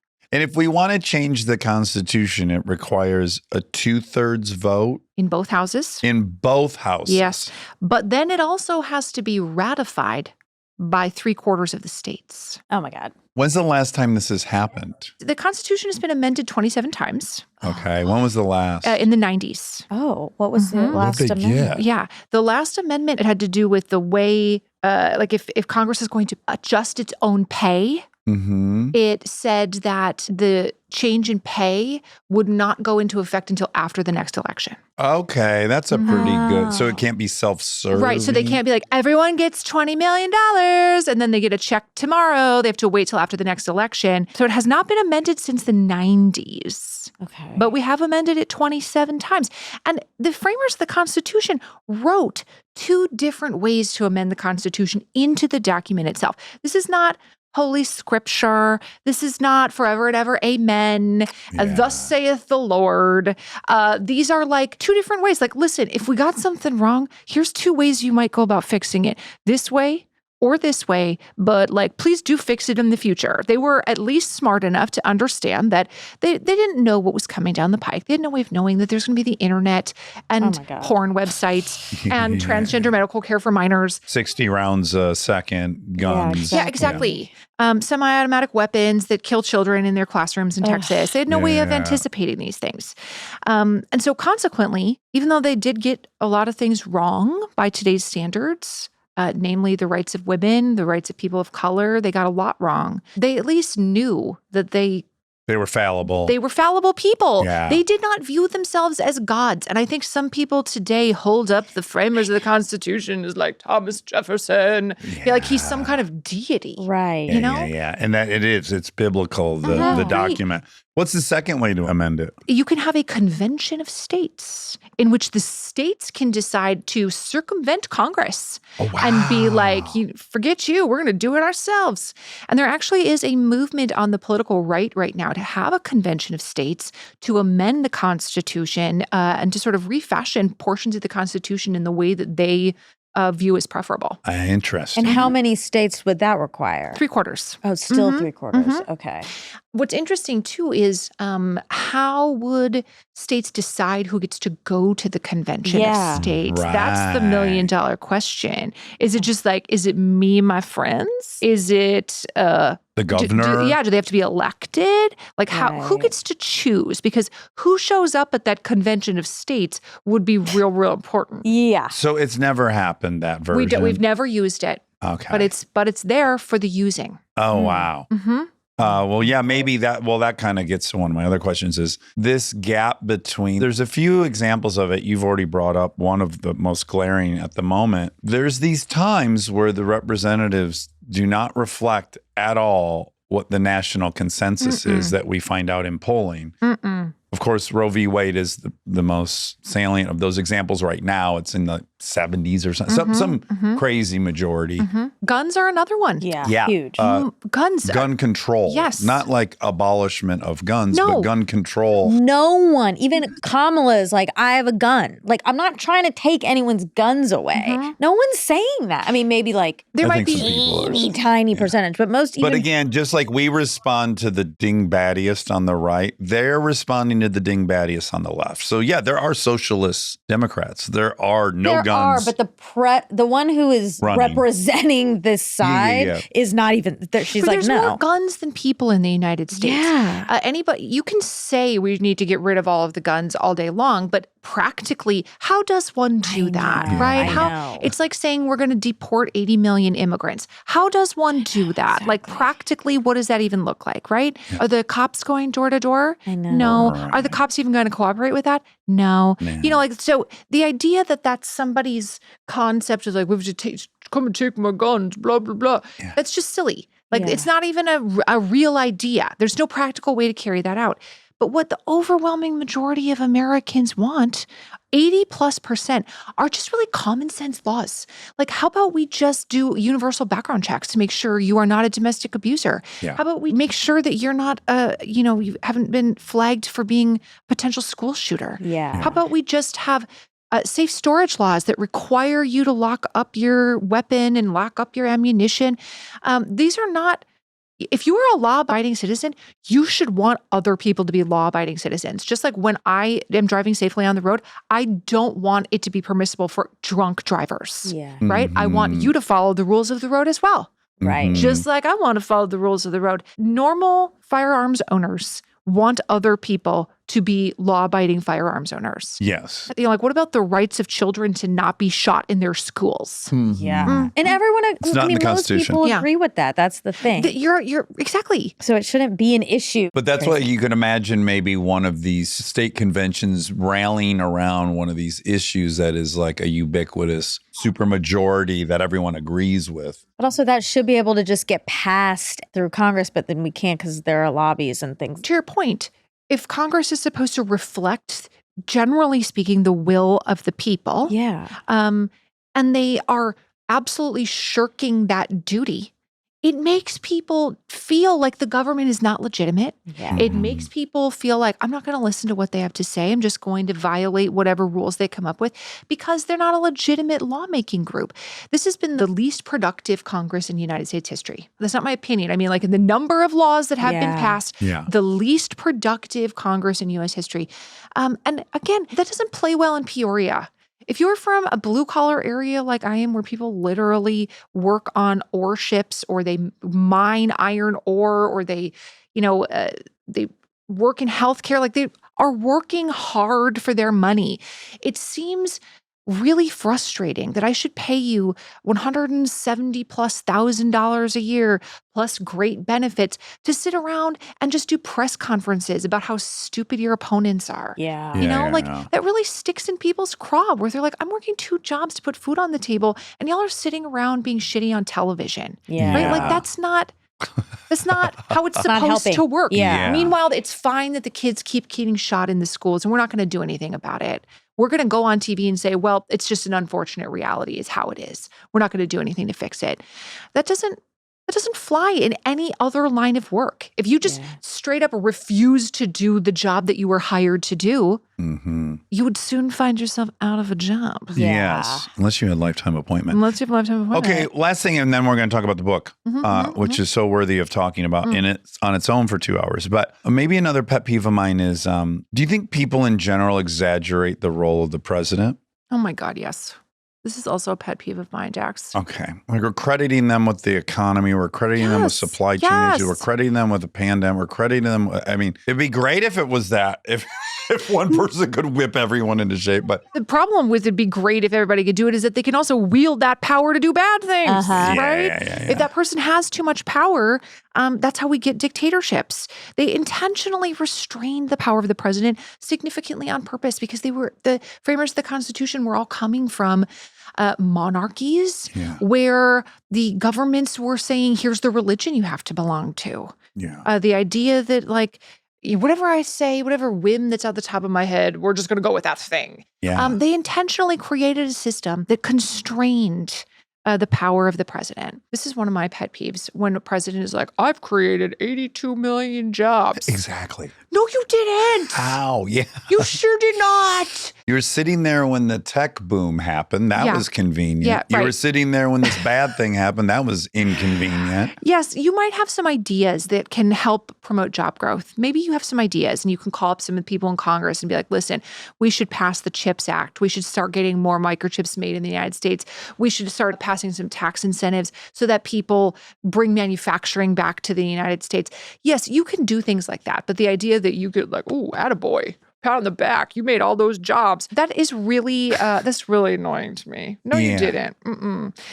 Also, the same is true of the economy. The president gets a lot of blame or a lot of credit for how the economy overall is doing when the economy is so multifactorial and so complicated. The factors that go into creating low unemployment reach so far beyond what a president has the power to do with his little pen. It's so simplistic in that there would be a lever in this incredibly dynamic, multinational, that breathing organism. Pull it down and move it to the low position. We want low unemployment. And it undermines what the Fed is doing and the amount of power that they're wielding and how much they're in charge of all that. And we spent all this energy and all of our cultural capital fighting over this one role. And I think you point out like, your life is far more impacted by your state government. Totally. Your state and local government has a lot more to do with your day-to-day.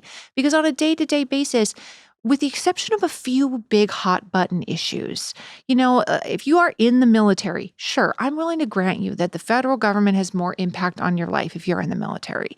Or if you're a federal employee, the things that they're doing impact you more. But if you just like live here in a normal neighborhood, and you have a job and you're not the recipient of government benefits, you know, by and large, you're just working for a living, the things that are impacting your life are like, what kind of schools do my kids have to go to?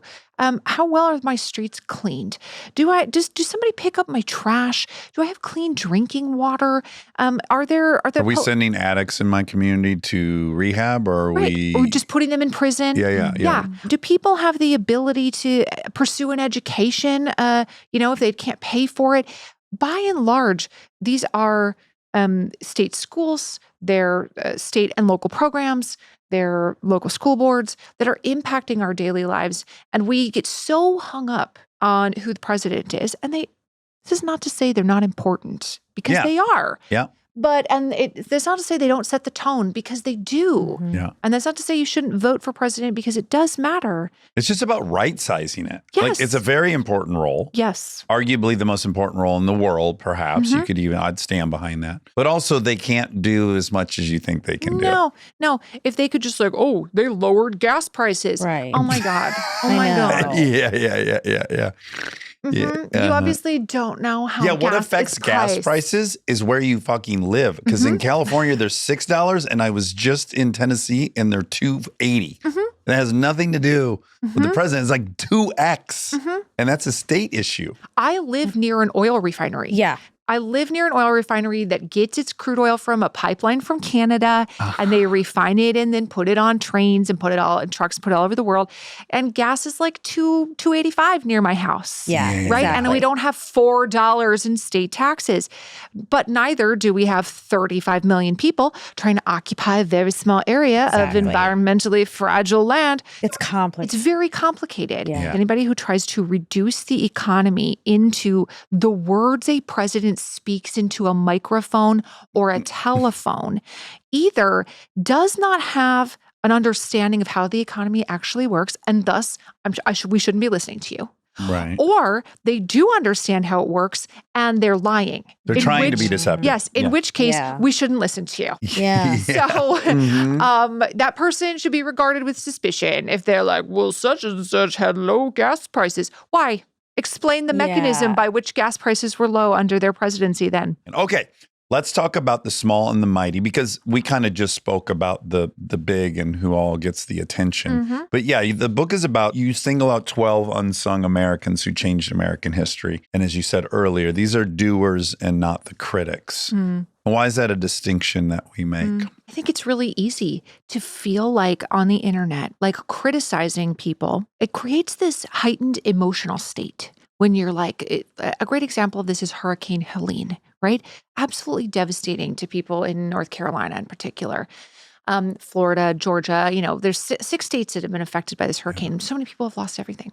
And people look around and they see what they view as an inadequate FEMA response on, federal government emergency response to this natural disaster.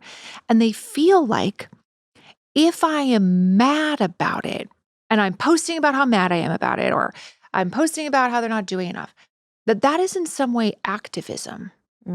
That being mad on the internet is activism. They feel like it is because they feel a heightened emotional response, right? They feel like by criticizing the federal government or criticizing the governor of such and such, blah, blah, blah, that they're doing something. And I think it's worth remembering that there's nobody in our history book who went down as somebody who really changed the world. And that person was somebody who just wrote mean tweets or somebody who just wrote letters being like, your response is terrible. I don't approve of anything you've done. The people who history smiles kindly upon are the people who actually did stuff. That they're the doers. I think it's important for us to realize that, like, did anybody get clean drinking water because of my post on X today? Right. Does anybody go to bed with food tonight because I left some mean comments on Facebook? Like, probably not. Yeah. Nothing has changed. The only bad thing, I will just say one thing, because I have this, I'm just with you. Yeah. The only problem where it is effective is it can influence the news cycle. Back to what's fucked up about the media is, unfortunately, those dumb groundswells of outrage, you see it on your mainstream media. They read these inane tweets out loud. Like, And then it starts to feel like it's consensus or it's majority. Like it does get really misleading. If I just look at the news cycle, feels very led by the tail end of these reactions. Yeah. Yeah. I see what you're saying. I can see what you're saying that there's enough social media outrage about something that can influence what's covered by the news. I see what you're saying there. Yeah. I still don't think that person is an That doesn't activist. change anything, even though they're talking about it. Yeah, they would have to land on something that really everyone just felt by accident. And Yeah, like right now, just using the Helene response as another example, like right now, the news is spending an inordinate amount of time debunking lies on social media about how FEMA works and about what the actual response is. And that actually makes it so that resources are diverted away from people who actually need help. Yeah. If these organizations, instead of publicizing ways to get help, ways that FEMA can help you, where to go to apply for assistance, how to contact your homeowner's insurance, et cetera, if they are spending all of their time being like, no, the hurricane wasn't man-made to try to win the election for Kamala Harris, like that's literally what the New York Times is spending its time doing. Yeah. That's a waste of resources. Yeah, exactly. That's a waste of effing time. yeah. Like let's focus on helping people who actually need it. And there's a difference between raising awareness of something like these people really need our help. Like over the last few days, I have personally raised $500,000 for people who are impacted by Hurricane Helene, right? Yeah. I can simultaneously talk about Congress doesn't fund FEMA well enough to actually help all these people. I can say that thing as a true thing. And it's my belief that Congress needs to get their rear in gear and stop spending time arguing on TV cameras and actually do something on behalf of the American people. I can simultaneously hold that as true while also actually not just spending all my time running my mouth Yeah. and actually move my hands and feet to do something to help. Yeah. Can I do everything? No. Can I do something? Yes, I can leverage my platform to do something Yeah. instead of just criticizing. Yeah. So I think we just feel like if we're angry, that will change things. Yeah. And ultimately, running your mouth doesn't produce the kind of change that you think it should. But do those people even want change? Like, I don't think they care. I think they just want to be loud and feel like they contributed their voice, or like it's like selfish and arrogant to be like, It's the sweet, sweet hit of self-righteous indignation. Yes. Yeah, It's talked about in exactly. AA a lot. It's like we love self-righteous. Yeah, the dopamine Indignation. hit of like, as soon as I'm like, who's the worst? FEMA. And you're yeah, I hate them too. Like you get this like validation of like we both hate the same thing. Yeah. And then we feel like we're on the same team. And it produces this feedback loop in our brains of like, you feel like you're making a difference because other people agree with you. Yes. How did you even begin to pick your 12? Well, I've been teaching for a while. I teach on the internet now, and I used to teach in a classroom, obviously. And it's very apparent to me that people feel really, in this moment, they feel really hopeless. They feel like nothing they do matters. They feel like nothing they will ever do matters. They don't have billions of dollars. They don't have a weirdly shaped rocket ship to blast off into space with. Yeah. They don't have millions of followers. They're not in movies. They don't have any kind of capital on which they can access the levers of power, right? Like they know those levers exist, but they feel like there's nothing they can ever do to be able to move them themselves. And they feel like I've written letters, I've voted, nothing has changed. And it feels really hopeless to people. Yeah. And I hear that, I get more than 10,000 DMs every day. Jesus, And a Pete. huge amount of them are people who are like, I just feel like nothing will ever change for the better. And so I know from experience how meaningful it is to hear about people who have changed things without having access to the levers of power that we traditionally think you need to be able to make a difference. And history is actually full of people who did such consequential things, not because they woke up in the morning and felt hope, but who chose to have hope. And I think that's a distinction that we really, really need today, that hope is a choice that we can make. It is not a feeling that we wait to feel. And our ancestors who did incredible things in this country, who built schools for children who had no access to them, who reformed prisons, people who wrote incredibly consequential words, people who were incredible philanthropists, people who changed the course of history without access to the levers of power, did not wake up in the morning and feel hope, because the totality of their life circumstances in many cases were such that none of us would ever want to trade places with them. We would never be like, yes, let me get her life instead.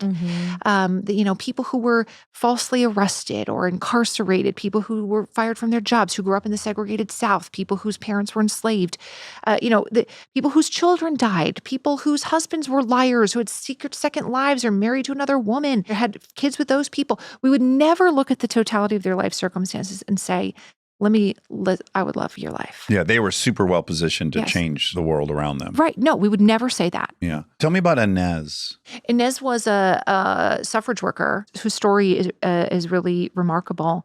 But one of the things that I find really amusing about her is that she used what she had. And what she had was her beauty.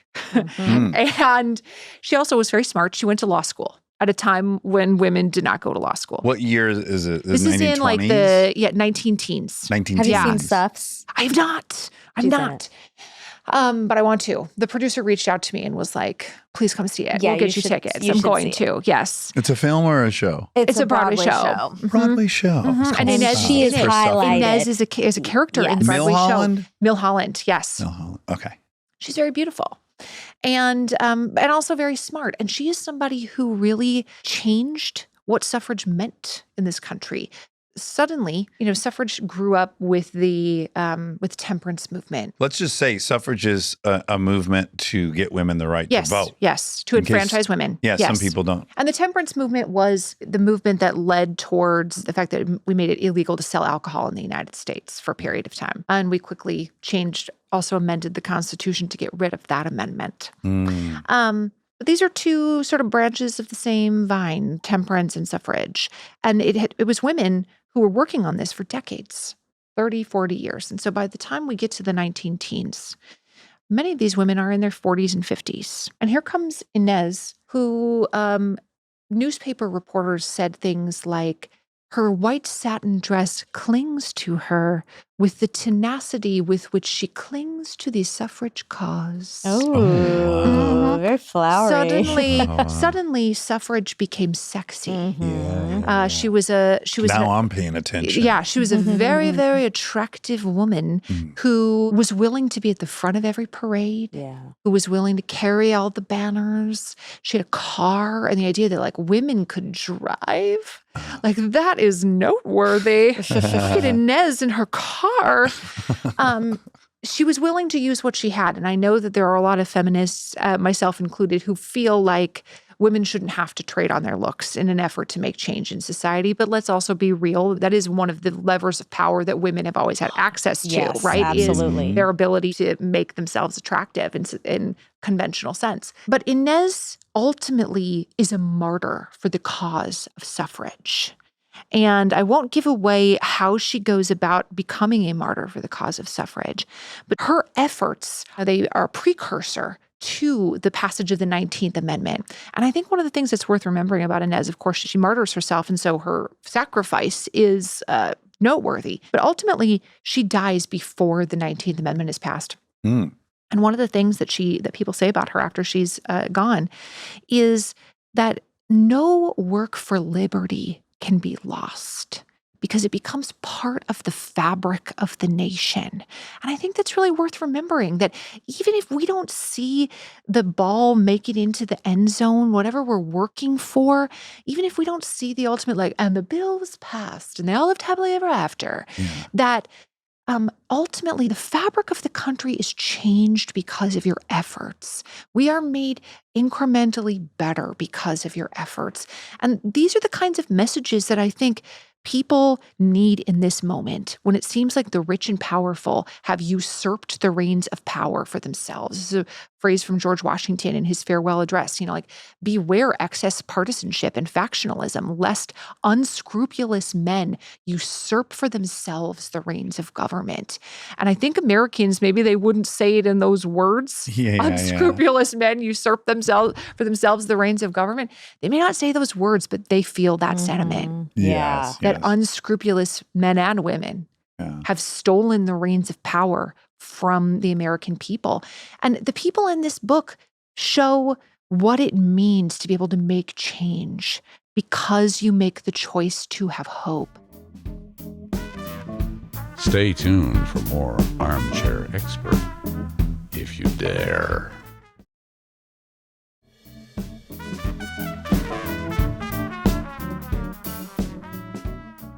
What about Claudette Colvin? Why don't I know her name, but I know Rosa Parks' name? That's a great question. Claudette Colvin refused to give up her seat on the bus before Rosa Parks ever gave her seat up on the bus. And Claudette Colvin was a 15-year-old girl when she refused to give up her seat on the bus. And in the moment that these white law enforcement officers get on the bus and are telling her to give up her seat, there's a white woman who wants not just her seat, but she wants all of the African Americans in that row to get up and exit the row because she refuses to sit even in the same row because that would mean they were equal if they could sit in the same row.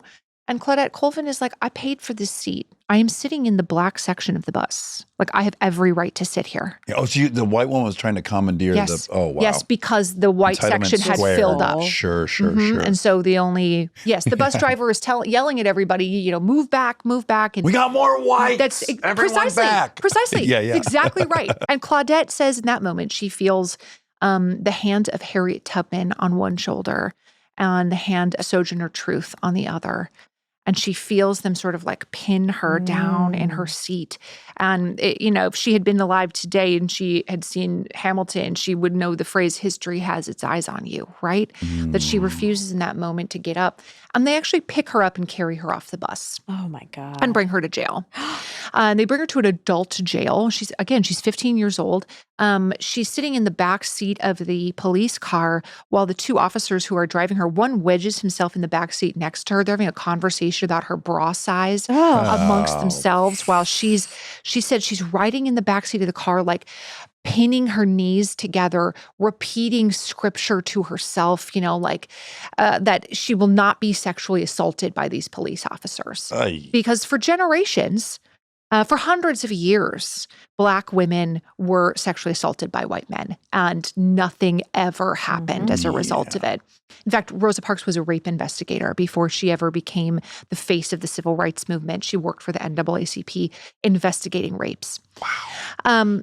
So eventually, Claudette Colvin gets pregnant. And so she is a pregnant 16-year-old during the Montgomery bus boycott. And she is essentially excluded from being the face of the civil rights movement because she's a pregnant teenager and she's not the right one. Yeah. And one of the reasons, Optics. right, the optics of it were important. They needed somebody who was regarded as quote unquote respectable And sympathetic. Yes, and pregnant teenagers of any race were not viewed as respectable people. We got to kick them to the curb. That's right. Yeah. We had to kick Claudette out of school, which is what they did. You weren't allowed to stay at school. And Rosa Parks was viewed as, again, quote unquote, respectable. She was a seamstress, a quiet, mild-mannered, pleasant-looking mom figure who was not viewed as, quote unquote, problematic, like perhaps a pregnant teenager would have been. But Claudette Colvin ultimately feels abandoned by the civil rights movement. Like they just cast her to the side.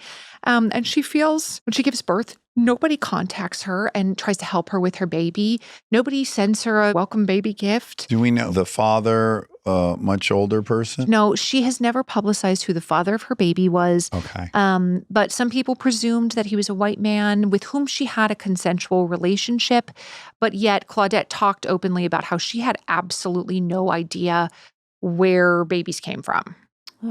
She was taken advantage of by an older man who was married and so had no but we don't know his identity. We don't know for sure if he was white, but she talked about how they had a consensual relationship with each other. But again, she's a teenager. Yeah. How consensual can it be? That's what I'm saying. If you're a black girl in that era, in that place, you have, it's not like she's safe when she got away from the police. Right. You know, you're not, oh my God, you're just not safe. That's right. Yeah. She gives birth and she raises her child and all of these things. And ultimately, Claudette Colvin was the party to an important civil rights lawsuit regarding the bus boycott, Browder v. Gale. And the Supreme Court ultimately declared segregation on Montgomery buses unconstitutional. And she has the courage, even though she's been abandoned by the civil rights movement, on the morning that this trial is starting, she's one of the witnesses on this trial. She has to pump her breast milk because she has this baby, a new baby. With a 60s pump. Yeah. With nothing fancy. So that she's not a breastfeeding teenager leaking milk everywhere in a courtroom where she knows that the opposing counsel is going to try to destroy her character. And she was smart enough to anticipate what it was that they were trying to do to her. They kept trying to trip her up. They kept trying to get her to admit that Martin Luther King put her up to it, kept trying to get her to admit that she was a pawn in this bigger party. A big conspiracy. Yes. Yeah. And she's smart enough to know that she shouldn't take the bait. And ultimately, the lawsuit was successful. And she had an incredibly important role in the first domino that falls in segregation in the United States. But because she was a pregnant teenager, she was relegated to the sidebars of history. She's actually convicted of multiple crimes as a result of refusing to get off of the bus. Right. She's convicted of multiple crimes. And it wasn't until recently, Claudette Colvin's still alive. It wasn't until recently that her criminal record was expunged, that she filed a request with the state of Alabama to I did nothing wrong. Your laws were unconstitutional. And so within the last couple of years, she has been exonerated finally. Had that conviction removed from her criminal record. Oh my God. Yes. Wow. Oh my gosh. Okay. I guess the thing that I would maybe like to go out on, it's a very hopeful book. And I think it's good that you point out you got to kind of choose it. Yeah, I wrestle with that all the time. Yeah. Do you find yourself struggling with choosing to be hopeful? Do you find yourself struggling with cynicism? Yeah, I have these two voices in my head. One is I'm just a pessimist by default, or who knows, by nurture. But then I also have Steven Pinker's long arc of history in my mind. So I know that the ideals of the Enlightenment are coming true. I know life's getting better. I know society's getting better. I know that we have less infant mortality. I know we have less starving people. I know, all the metrics are good. So I must always keep that in the back of my mind that it is getting better. But I get a little pessimistic about where everyone's at, and I just don't. I get pessimistic about the road out. Are you naturally cynical? That's a good question. No shade if you are. No, I think I it's a know. very common way to be. I think I'm skeptical. Skeptical is healthy. I don't know if I'm cynical. What do you think? Do you think I am? No. I don't think I am. Yeah, No, skepticism is healthy. You're not cynical. Actually, I do think that I am hopeful a lot, even in the face of a lot of things that don't seem it. My pessimism stems from the fact that both sides have a winner takes all mentality.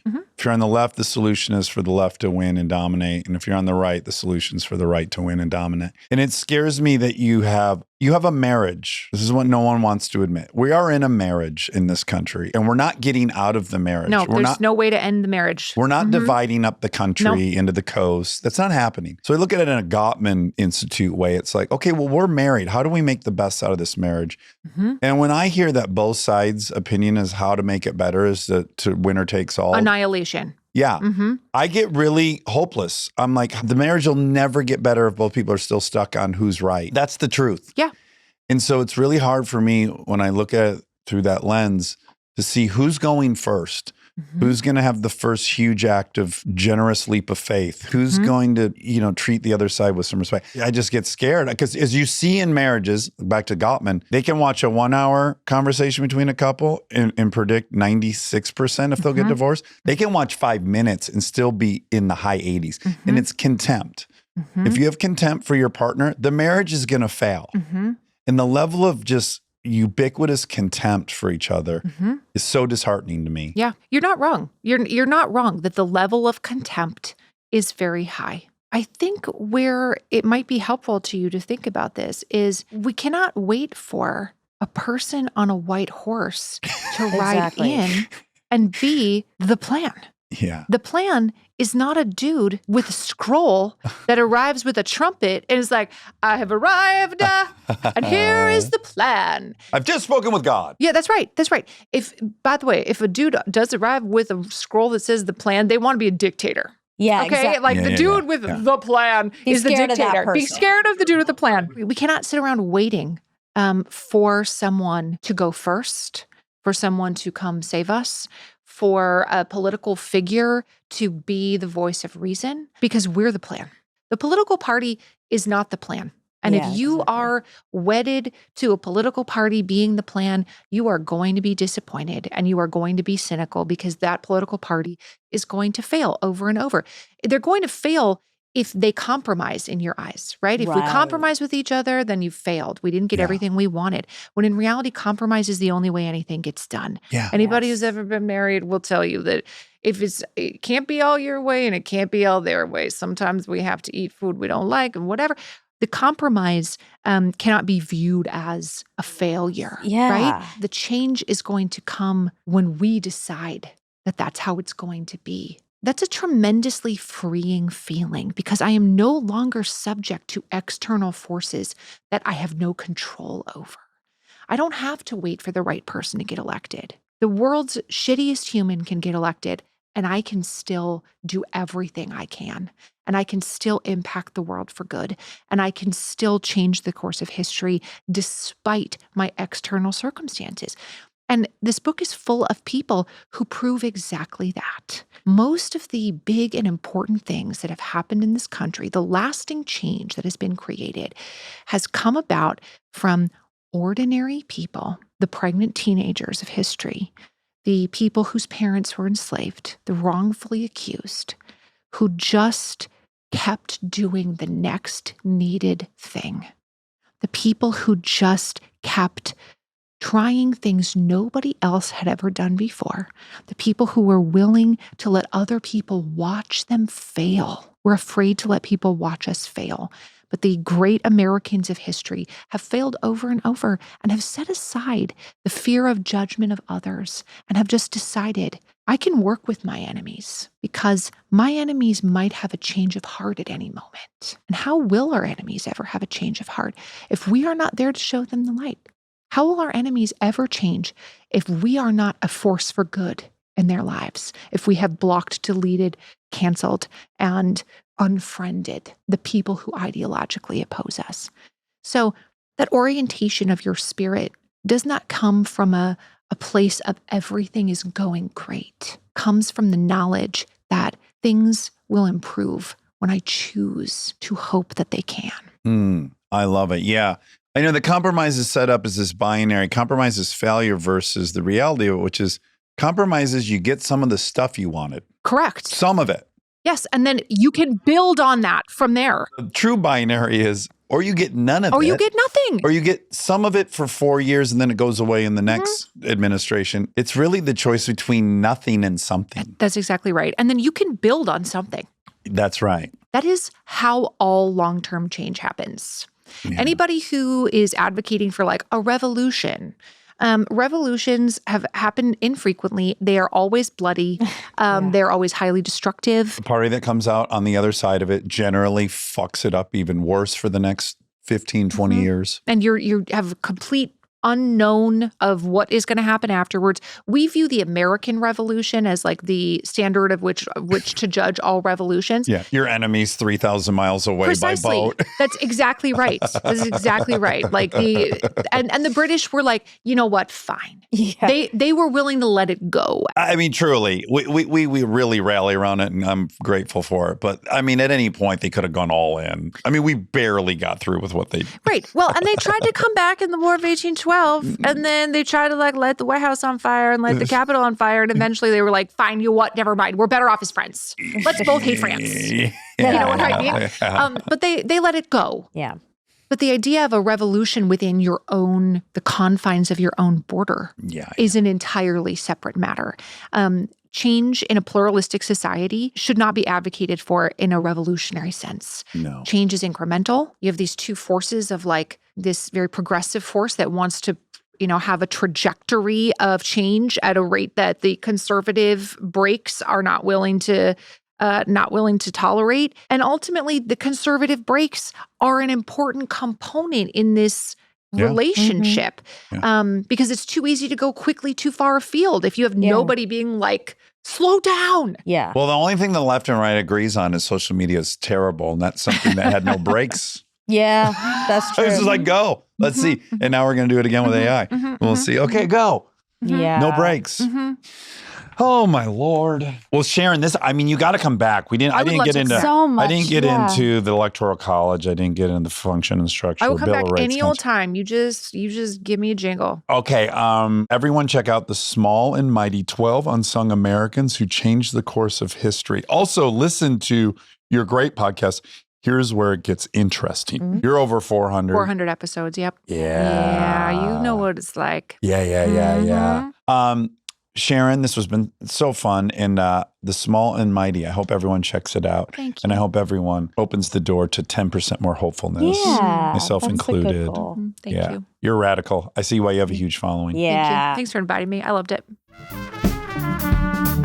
Stay tuned for the fact check. It's where the party's at.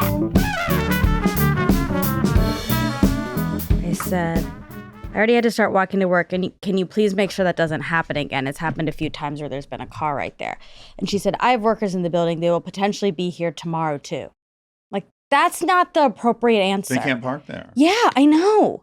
Say, well, the workers definitely can't park behind our cars. What is wrong with everybody?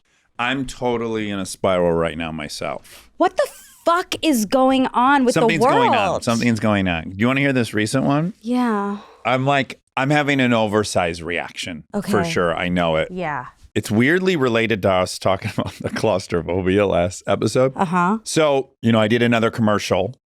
And then as they do, they send out like a release for tattoos. Oh, yes. And so I send it to her. She's, last time she signed it. And when I got them, I specifically said, I would never want to work with a tattoo artist that tries to get paid from their tattoos when you act. Like, I don't want to get tattoos that I can't act anymore, basically. Yeah. So I send her a thing saying like, hey, would you sign this? Or do you want me to sign it? Because she even said last time, just sign those. I'm like, cool. This is the vibe I'm looking for. Yeah. So she sends me back a text that's like, literally a bunch of language that sounds so weird and legal. And I'm like, what is going on? First of all, you have a little sweat here and you'll regret it when you watch Thanks it. for There you go. telling me. Yeah. The wording is so weird. And immediately I'm like, what is going on? So then I call her and I go, hey, what does this text mean? And she's like, well, I am sick of people using my art, and you were in a Super Bowl commercial. And I go, I was not in a Super Bowl commercial. And she goes, yes, you were. And I go, I don't want to say her name. Yeah. I was not in a I know I'm not in a Super Bowl commercial. And she's like, this business should pay.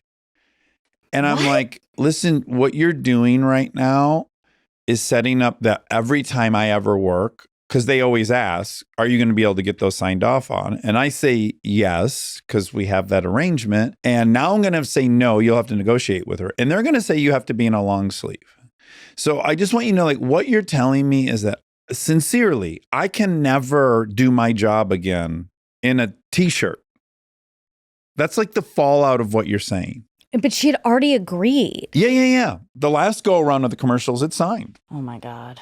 And in my mind, I'm like, okay, I'm trying to make a good argument. I'm like, how has she decided people are profiting from her work and she's not getting a kickback? Yeah, it's like one thing if you were doing a tattoo commercial. Yeah. It'd be another thing if I was selling like an action figure of myself. And you could argue this is part of, Yeah. But like, I'm just so I'm having this very oversized reaction of like, I feel like I have to get my whole fucking arm lasered off because I can't be held hostage. Yeah. Well, you won't have to do that. I'm sure it'll get worked out. But like, I'm just hurt by it. Like I finally text her. I'm like, I'm just really hurt by this. Every time she ever gave me the bill, I promise you, I'm not bragging. This is just relevant. Yeah. I always gave her twice what she ever asked for. Like I went So out of my way to generous. try to be. I'm sorry. That's so annoying. It's so annoying, and now I feel like I have this like I'm overreacting, but I'm like I'm gonna get them all lasered up, and then I'm gonna have a different whatever. It's just a crazy for the rest of my career. I have to wear, But you don't. or go through 2 hours of makeup and get it all covered. I mean, oh God, I guess like it wasn't in writing from the beginning that you could. Yeah, I wish I would have known. Like If you had I ever known, got you a would have tattoo, I'd be like, done hey, that. I want a tattoo, but I need Yeah, in you writing. to give me the rights, at least in my arm. I'm not asking for the rights to reproduce the image and sell stills of it or sell anything. Just if it's on my body, I got to be able to walk around and do things. Like, how dare you? Like, I feel like I got branded now. Yeah, it's like it feels violating. It does. Yeah. I'm sorry. Yeah, it's again, I know it just happened, so I'm really like hot about it. Yeah. I feel so powerless. Like, Yeah. okay, well, that's a wrap on that. Oh my God. I hate people today. I do. Today only. Today. Well, I don't know how many more days, but I don't know what's going on. Okay, well, I'm Okay. glad I vented. Yeah. That's very frustrating. Are we leaving that in? Yeah. Okay. I mean, that's what happened. Yeah, both of us are in the middle of some bureaucratic crises. I don't like the way I'm being spoken to Oh my God. at all. You're being talked to by a lawyer. I've read some of the stuff, and I'm going to applaud your restraint. Thank you. Because I have wanted to come unglued the way this lawyer's talking to you. It's so disrespectful and condescending. Apex just condescension. dripping. Yes. I will say this to anyone who's listening. This is a PSA. If you are being represented by someone, you really need to know how they're representing you. Yeah. Because during this process, a lot of what I've thought is, holy shit, I need to make sure no one on my behalf is ever speaking to anyone like this ever. Because even if I might not know, and this happens in this job too, with publicists and agents. Mm-hmm. And one time it happened, it was so rough. The representative was so rough that we were like, well, we're not gonna do it. Yeah. And I know this person. And I was like, I need to tell this person because they don't. Did you? Yeah. Oh, and what was the response? They were like, I had no idea, and I'm so sorry that happened. And like, I wonder how many other times this has happened. Right. Well, just to make one counterpoint, Okay. because I was privy to 3.5 years ago, a ton of correspondence between lawyers, some that were representing me and some that were representing another entity. Mm-hmm. And I can admit, I was so much more agitated by the way the lawyers were talking than the lawyers were. Yeah. I do think they have a really like weird baseline, aggressive, condescending. Like, what? If anything, it just made me really happy. That's not my day to day drafting letters like that and stuff. That seems. I just don't think I'd go down my lunch break and feel great. Yeah. Just being But I engaged in think- this like yeah, really maybe you're sharp right. back and forth. Yeah, maybe you're right. I just think there's different levels of it. Like, I know a lawyer who I know doesn't. Max? Yeah. Yeah. Me too, Tom Hansen. I mean, I know multiple lawyers, and I think there's a scale of how they speak to people. Yeah. And I think a very good lawyer does not speak Yeah. condescendingly. They speak very directly. Sure. Yeah. I think That's all the that's ones that needed. long term, I think you can get like little Pyrrhic victories along the way and be misled. But long term, this is kind of similar. This is tangential, but related. Actors, there's a ton of them, get away with horrendous behavior Yeah. while their movies are working Yeah. and while their shows are working. Mhm. And like, I have been given a lot of second chances in show business for sure. Yeah. Like, so grateful for that. I had peers that all hit at the same time as I did. Some of them were really, really hard to deal with. And when they had downturns, there was no second chance for them. Yeah. You know, Yeah. Kristen, Yeah. she had like lows in movies after, what's her name? Sarah Marshall. A couple that just were okay financially. Yeah. But people stand in line to work with her. Yeah. If you're 'Cause she's the kind of nicest nice and person. easy to work with and good at your job, ultimately Long term. it works out for you. But that's all to say, I think you really have to keep an eye on who's speaking for you, because that can change the public opinion of you or the Yeah. personal opinion of you. Like it's dicey. Anywho. Whew, I guess it's a ding, ding, ding, because this is for America's government teacher, Yes. who we love. That was so fun. And we only got to like 2 or 3 things on my whole list. I know. We could have talked to her forever. I feel bad about being cranky on a fact check, but I guess it's okay. At least Is we're it okay? saying it. Yeah. I was planning. I just knew I couldn't I knew that I was so upset when we Yeah. sat down Yeah. that I feel like me hiding it would have, I'm not even sure I would have been able to hide it. It's not even I on my walk. Wait, when did we start recording? Did we get on air that my You were car blocked was in? blocked? No.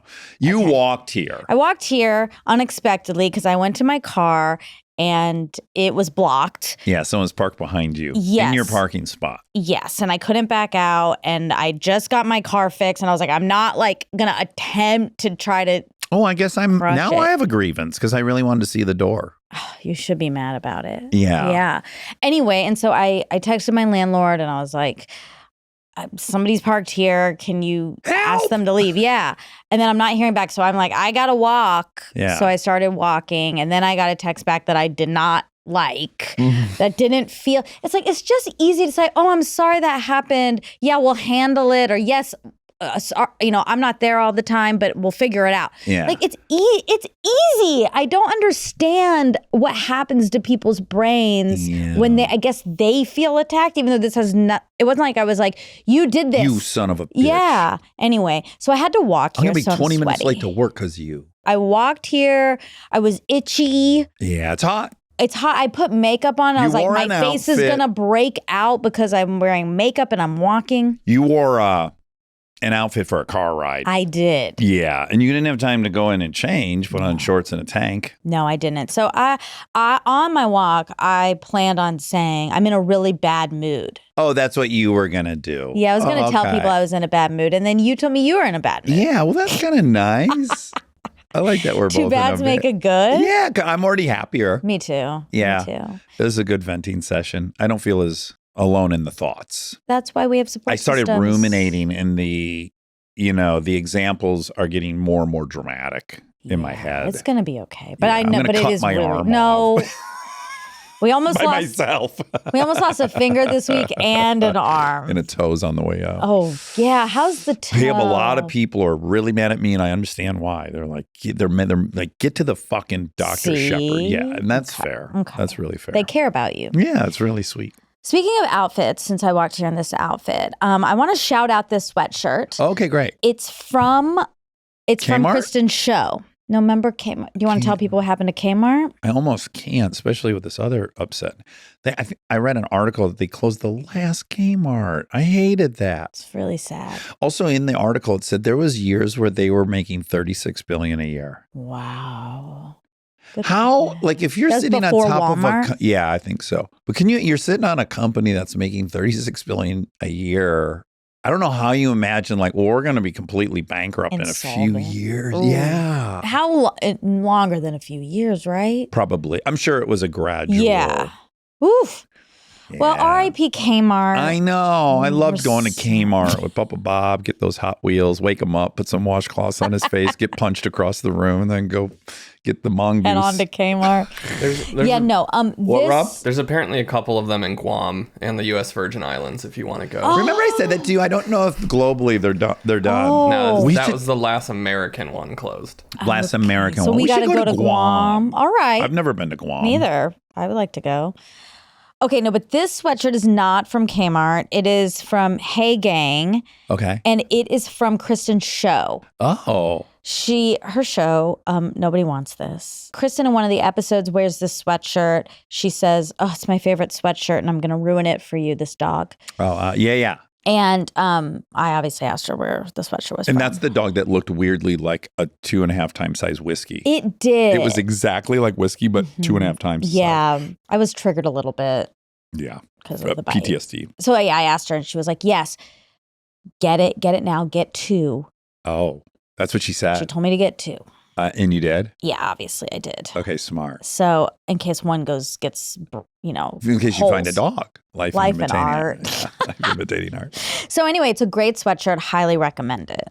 Get 2. Okay, now I want to say something that I know it's going to make you really nervous, but I feel I'll tell you why I really feel compelled, because I can relate. So first of all, lots of people have been having fun with 2 Minutes in the Archive. So it's going well for the most part. It really is. But a lot of people are really, really confused. And for those people, because I'm a bit this way, this is a bad characteristic of mine. It's not bad in them, but in me it's bad, is if I feel like I'm being manipulated or tricked or I don't like that. Yeah. So when I heard enough of those where I was like, for the me's in the audience, I feel like I just want to be honest. And Okay. this is also why I said we shouldn't be doing that bit. I know, but I've really thought this through and I think it's okay. So for those people, the long and the short of it, I can't get into why we're in this situation, but I do want to say that it's incredibly helpful to us if people check out the archive. Yeah. That's it. And no pressure. No pressure. No pressure. But we do have some good episodes in there. Yeah. And also you can go to YouTube. Also, watch us on YouTube. Watch the fact Yeah. check on YouTube because it is fun. It's fun. Yeah. Yeah. I enjoy it. Yeah. Okay. I took a hike this morning. Uh-huh. I have been feeling really rough for a week and really tired and sleeping every chance I could. And you had harness. And I had a harness. You had the bug I had, I think. I had the bug you had. But anyways, today I was like, I think I got it in me. And I did go for a hike. And something happened about 2/3 of the way through the hike on the way down. It kind of broke. I found myself dancing as I was coming down the hill. Oh, wow. Yeah. I was skipping and I was listening to a great song. Okay. And I was really just dancing. I was feeling really good. Before you got the... Before the tattoo thing happened. Yeah. Yeah. So I was feeling really good. Yeah. And then I got home and I was like, oh, I got to get the trailer ready for the hayride because I'm going out of town tomorrow morning. Yeah. And when I land, it's virtually Halloween. So I Yeah. got to be on it, which meant I got to take the razor out of the trailer. Of course, the battery in the razor's dead, as you would expect. Of course. So that's a whole thing. And then this was the most non-linear little string of chores I've ever done.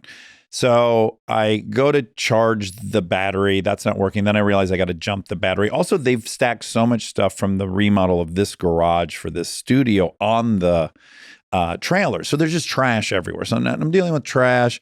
And then I go in to get my leaf blower because I want to blow out all the crap of the thing. And I see my chainsaw and I'm like, oh, I've been meaning to cut. Oh, my God. That's so crazy. This is. I'm like, oh, fuck. I've been meaning to cut that branch off of that ficus that's by the sauna. Yeah. And so I grab, and now I have my chainsaw and my leaf blower. Okay. And then, I'm doing way too many things at once. And I'm like, I got to fill the tires with, and then I park the razor, I get it going, I jump it, I got to park the razor on the side of the yard where I realize there's too much junk in that side of the yard. I'm going to start piling it up behind the garage. So I'm doing that and I keep moving the chainsaw. Then I go and I cut the tree limb down, and then I got to take it to the driveway and cut it in a bunch of small pieces to put in the thing. And when I came in, because I went right from my hike to starting this thing, and I was in a little white tank top and my little blue hiking shorts. Uh-huh. And by the time I came in, Carly was inside, and it looked like I had laid down in a pile of leaves and rolled around for like 20 minutes because I was so sweaty before I started all this stuff. You look and my crazy. face was dripping with sweat.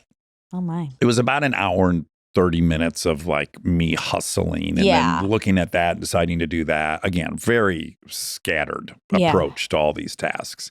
So when I walked in, Carly looked at me. She just goes, what happened to you? Yeah, that's a fair question. Yeah. I guess it's time for me to remind you that last episode, you were very concerned about me using a very tiny tool to try to get my ring off. And here you are juggling chainsaws and leaf blowers and chopping. And But I put the leaf blower down when I operated the chainsaw. I mean, I'm just going to say it feels a little lopsided. Okay. But if you saw me using the chainsaw and I was cutting the tree limb and I had my leg below the tree, or like in the path of the chainsaw, you would go, that's a bad game plan. And I just think a sharp knife trying to cut metal. I was cutting away from my finger, FYI. But a sharp knife you'd have to go under the ring. I was under, yeah. And then the finger is a water weenie. It's a big balloon. Yeah. And so you're either going that way towards the balloon or you're coming this way towards your artery. Oh, God. Both of those are really okay. I don't like that. They're bad game artery plans, I think. You're right. Okay. No, I probably did do some things along the way that you would have not liked. I certainly didn't put my safety goggles on when I used the chainsaw. That's a no-no. That's not good. Yeah. Don't do that. Don't do that. Wear your safety goggles, They're folks. very good for you. Okay, there really are not that many facts because she's a teacher. She has the facts. We talked about the different kinds of democracies. Uh-huh. And there are so many. You know, there's a direct democracy, a popular democracy, a representative democracy, a parliamentary democracy, Westminster democracy, Jacksonian democracy. I'm sorry. Parliamentary, Westminster, Jacksonian are all types of representative democracies. Okay. What about dictatorship democracies? You You don't see those? There's organic or authoritarian democracy. Ooh, how does that work? Democracy where the ruler holds a considerable amount of power, but their rule benefits the people. The term was first used by supporters of Bonaparte. Napoleon Bonaparte. There's also a demarchy. It's a form of government where people are randomly selected from the citizenry through sortition to either act as general governmental representatives or to make decisions in specific areas of governance. That feels dicey. There's religious democracies. There's types based on location, types based on ethnic influence. There's autocratic democracy, anticipatory democracy. There's so many. Oh, there is democratic dictatorship. How does that work? You elect a dictator. People's democratic dictatorship is a phrase incorporated into the Constitution of the People's Republic of China and the Constitution of the Chinese Communist Party. The premise of the People's Democratic Dictatorship is that the CCP and state represent and act on behalf of the people, but in the preservation of the dictatorship of the proletariat. Possesses and may use powers against reactionary forces. What feels undemocratic about a dictatorship is I'm not aware of any dictatorship that had term limits. So like you vote one time and then the person serves until they die. That seems to be how these dictatorships go. Or they hand it off to their son and then they die a couple weeks later. It seems kind of antithetical to democracy. I don't think it's real. Yeah. And if you're a dictator, you could just end democracy the day you get elected. Or you just don't leave. Okay, the number, this was in 2023, but 87% of voters surveyed said they support requiring criminal background checks for all gun buyers. Yeah, that's huge. That's overwhelming. Yeah. I'm looking at a Gallup poll also on abortion and the amount of people who think, it's over 50%, the amount of people who think it should be considered in certain circumstances. Just over 50. Well, why do I keep hearing like 70? But it says legal under any circumstances, the percentage is 35, which that's high, or I think, sort of. Legal only under certain is 50. Okay. Illegal in all 12, no opinion 3. So actually legal is very we're missing high. Quite a bit to make 100 here. No, that is 35, 50, 12, 3. 35, 50, 85, 12, 97, 3, 100. So really What was 12? illegal in all. Oh. So really, if it's legal only under certain, that's 50, and legal under any being 35, that is Oh, okay. That makes really sense. high. Yeah. Okay. So, so they're saying like 85% think that it should be legal under some Exactly. situation or Yeah. circumstance. Which is similar to the guns. Yeah. What's your graph? Oh, I just thought this was interesting. I read it this morning. This was also in Malcolm's book, Revenge of the Tipping Point. Mhm. There's very few social issues that change really rapidly. Mm. And one was gay marriage, Yeah. as outlined in that wonderful episode I always encourage people to listen to when Will met Revisionist Grace or history. something, Revisionist History. That changed in like 10 years, like radically changed. So U.S. adults that supported legal marijuana use in 1970 was, from this graph, it looks like about 5%. Okay. In 2000, it was 31%. And now it's 70%. Wow. That's nuts. Yeah, it's like more than 2x since 2000. Very few things do 70% Yeah. of Americans support. I know. Yeah, that's pretty crazy. I'm all for it. Alcohol use drops generally in all the states that legalize it. Yeah, I'm definitely for it. Yeah. I don't know if I love that everywhere you walk in New York smells like weed. I mean, I can deal with it. Yeah. I'm not like, but Yeah. it's just interesting. The whole city smells like weed now. I guess Our that's- city on the road smells like weed, as I always say. When I'm riding my motorcycle, I'm just in a constant cloud That's of funny. weed. I never smell it. You're in your car driving Yeah. next to one. I'm like blowing by a ton Yeah. at lights with their windows down smoking or whatever. It's not for me, but it's Yeah. great for Have you done much like pot it. smoking? How many times have you smoked not pot? very many at all. Every time I've Like- done it, I don't like it. How many do you think? Did you Did smoke it in weed college or a couple times. smoked or ate No, something? bong. Yeah, that's smoking it. Oh, I never smoked a joint. I guess Okay. is my. That's Okay. different, right? So you smoked a bong. Yeah, a And you couple coughed. times. If you I weren't choking, you ain't smoking. Did that coughed. happen? I guess I coughed. I don't know if I did it right. I'm not very good at inhaling. Yeah, maybe you didn't inhale I it. don't know if I did that. Okay. And then have you ever correctly. had a gummy or anything? I've never had an edible, I don't think. Right. Um, Never had a pot brownie? mm-mm. That's what you did before they were legal. Yeah. No, I don't I don't like it. It's not for you. I think I've used the pen. The vape. the marijuana vape. Yeah. I have used that. It's not for me. You don't like it. I never liked it either. Yeah. Especially when I was drinking, it was a disaster. Right. Every time I smoked weed when I was drinking, I ended up throwing up. And I would convince myself like once every year, to try it. like, just that's not going to happen this time. Yeah. And it always happened. I just don't think I felt like I got anything from it positively. Yeah.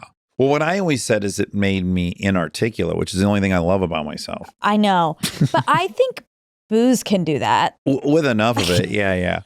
But I think I was pretty good at staying at the, like maybe I lost 8% of my Sometimes verbal dexterity. I think it makes me smarter. Yes, I 1,000%. When I would like 2 drinks in, I'm like, I'm on fire. Yeah, I'm like, The these brain thoughts is- are just coming. The brain is firing. But I wonder if I was with sober people, if they would be like, If they would think that. "No, you sound dumb." Well, this is very anecdotal, but I think people liked me more. Now, look, there was a zone where people didn't like me as much. I don't think I'm completely unobjective about this, but I do think me 1 through 3 drinks, people liked me more because I'm just friendlier, No, you're friendly sober. friendly enough already. I doubt it. Mm, I doubt it. you smell a rat. If there was a pill that absolutely ensured that I would only have 2 drinks anytime I drank, Yeah. that's a curious thought. Yeah, would you do it? I don't think you would. I mean, do I it. want to say no because my life's great, other Yeah. than my tattoo issue, which will pass shortly. And I'll be completely over it. And I'll regret even bringing it up on this. But in fact, I think I already regret it. Oh, but, do you? Okay. Okay. But cool. my life is so good. Why do I need anything Yeah. more? Everything's fine. Yeah. I have a great fucking life. And you don't miss it. Exactly. I'm not a wallflower. I don't need it as a social lubricant. Married, I'm not out hitting on girls when I need a Yeah. little courage. Exactly. Yeah. I don't see why you would. Yeah. Even as someone who But likes it, I don't see why you would. Is certainly linked to what we know about me, which is just like it's too dangerous to ever play with. But that's what you have to really believe. This procedure makes me only drink. No, I am. I'm really thinking like I don't see why you would, because for one, you're also like you have a really strict diet. Like it doesn't really make sense for you to incorporate it back in, even if it was only 2. Oh, hi. Who do we got there? That's okay. Hi. I've got the trailer, as you see, ready for you and I to bail. I ran home. You did. I'm worried about its condition though. I just stood on it and You worried about the condition of the trailer? Yes. You did a little integrity test and you think it's below. I think I really hope this Halloween we don't have a broken leg in it. Okay, well, I'll walk around on it, and we might have to put some additional plywood or something down. Oh yes, I would love that. Oh, are you We'll guys see. going to go I'll get test hay it. and No stuff? one sues. At least put a sign. Funny you'd say that. Yeah, very funny. Yeah. We're gonna hire very nice lawyers to deal with whoever sues us. Yeah. All right, we'll get out of here so I can finish We're and then we almost can done. go. Got it. Okay. All right, I love you. Bye, Welcome bud. home. Bye, buddy. Okay, so And then that happens, and I go, I don't care about my tattoo thing. What do I? so you're gonna erase them? I'm gonna cut my arm off. No. Just to prove to you I can. No. With your chainsaw? Oh my No, you God. know what I would do? Do you know how they castrate bulls? What? No, of course I don't know that. Okay. They just put a rubber band around their balls and then they just fall off at some point. That's how they do it. It's literally what I was doing with my finger. Exactly. That's exactly the point I was trying to make. So my idea would just be, I'll just tie a shoestring around my arm and cut off the circulation until one day it just falls on the ground. Oh my God. Oh my God. Listen, you're not going to need to do that. Okay. I'll just say, I don't think you would drink again. Yeah. I just think you would. Well, I don't there's know like that you'd like it anymore. One thing I would like it. Yeah, that but you're first making two it. drinks. Oh, yeah. I love that. Windows down in northern Michigan, Bob Seger playing Camel Light, a couple beers. I mean, fuck, that was good. You liked the feeling of it? Loved. Okay, And it's the yeah. first Me two, as we already too. now learned. It's know. dopamine. The rest Yeah. is shitty. I don't miss drinks 4 through 12. I just wonder now, though, if like you're gonna wake up and you're gonna have a little bit of a headache. Like it's your body's also different. Yeah, I'm old. And you're probably gonna be like, oh boy, Yeah, this even isn't the 2 doesn't same. feel good. 2 doesn't I don't feel wanna great. work out today. Yeah. My thing is more an ethical thing, or it's kind of like your ring where you considered all your luck is gone. Yeah. Mine is like, that would feel greedy. Like I have such a good life. I have so many good friends and I have a great family, and it feels a little greedy to want more. And I feel like if I had the pill, if I took the pill so I could do that and get more, I would pay the price somehow. I just have this weird cosmosy feeling about that. Does that make any sense? It makes sense. Like but I the think gods would it's- go, your life is good enough. You don't need more. Just focus on what you have. It's so great. And by wanting more, I would somehow ruin something. But it's not wanting more if there is a pill that just is Available. available. It's not like Yeah. you're like, I'm devoting some of my life. Ew. Mosquito? I think it was yeah. Mosquitoes are hot right now. My zapper's going off like crazy. Jeez. I hated that because I'm already so itchy. Yeah. I'm very itchy. I know. You had Oh my that God. walk was rough on you.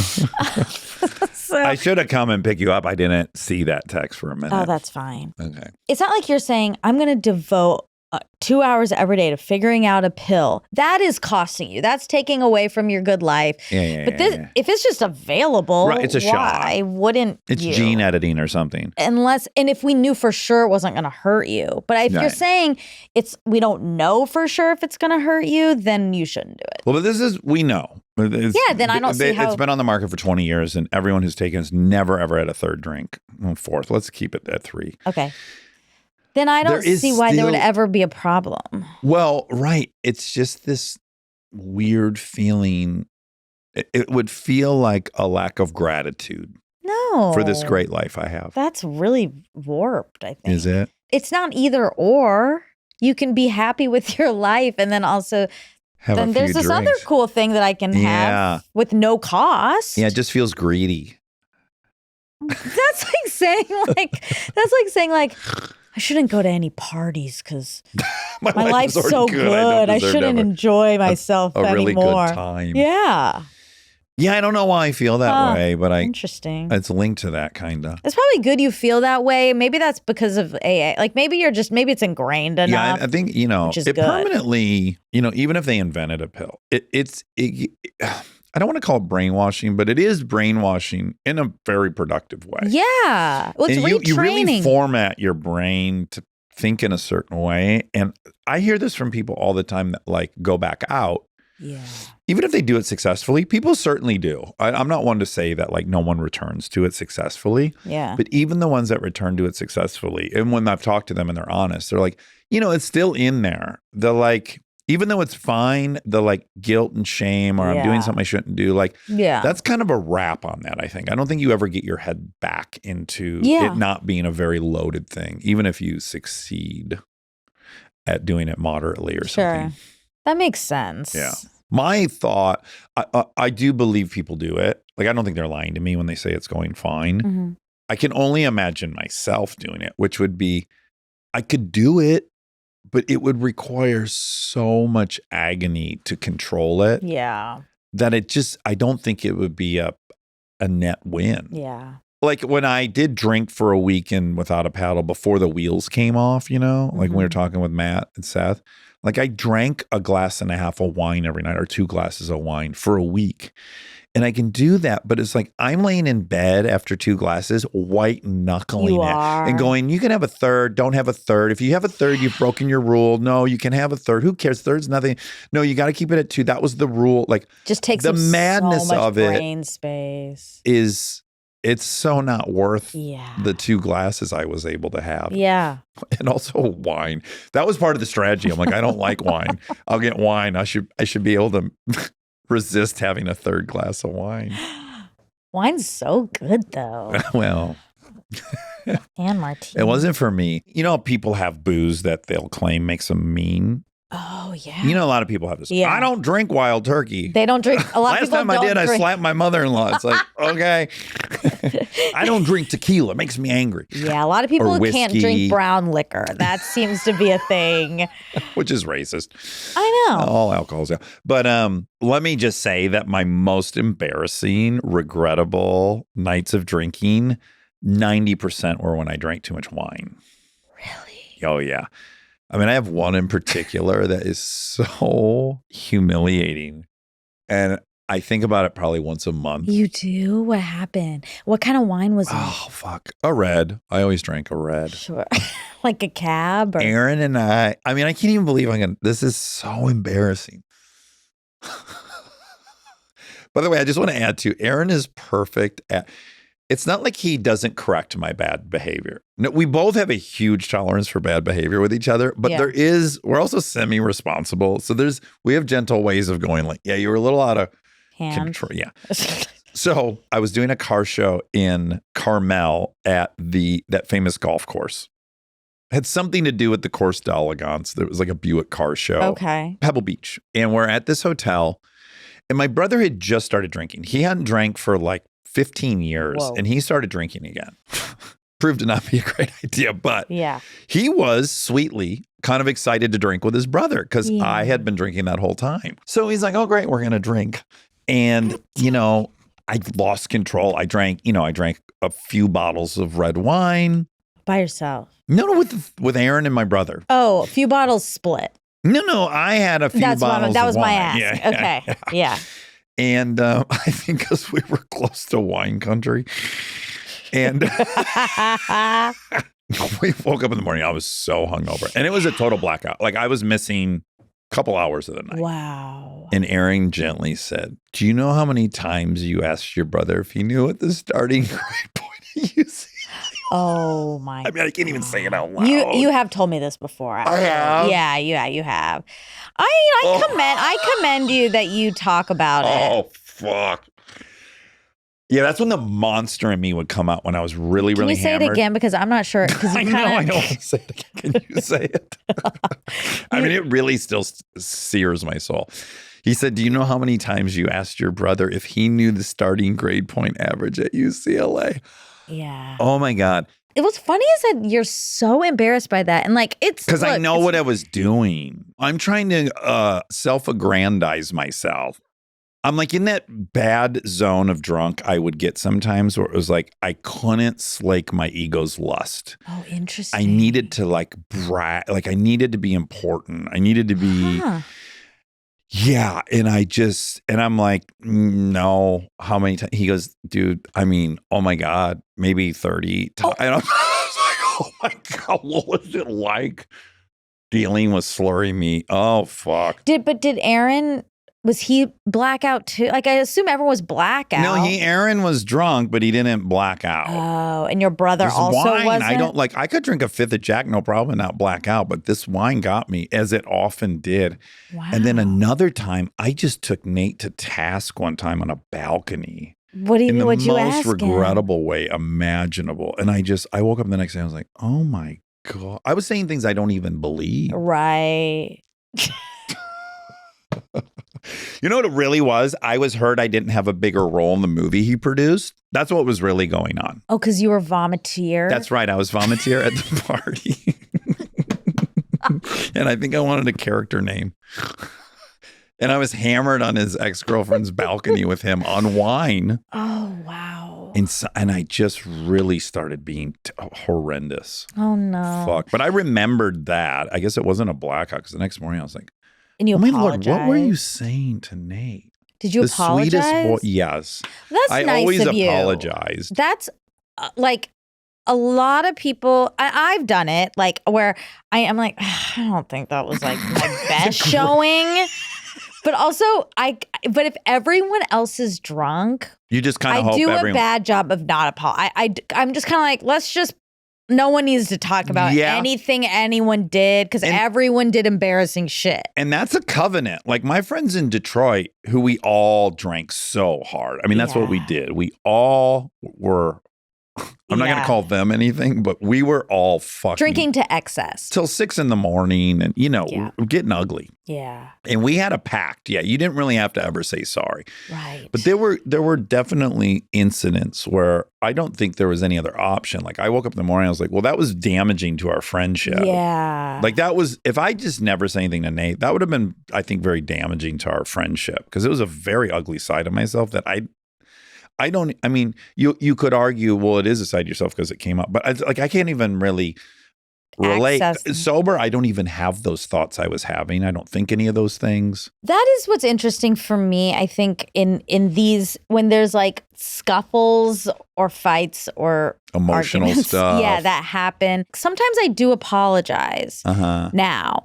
but it's tricky because often whatever is being said and what's coming out, I do believe. Right. I want those things out there, right. and it sometimes. It's not good that it takes the alcohol to say it. But you don't regret that it's known. Exactly. So then Yeah. it gets like, it's a little bit tricky. I mean, of Yeah. course, it's apologizing for the way it happened. Yeah. But then you're sober and then you have to revisit it and Oh. I know. I mean, my God, there is nothing like laying in your bed with a fucking pounding headache and just replaying all the event. I mean, it's so morbid. Yeah.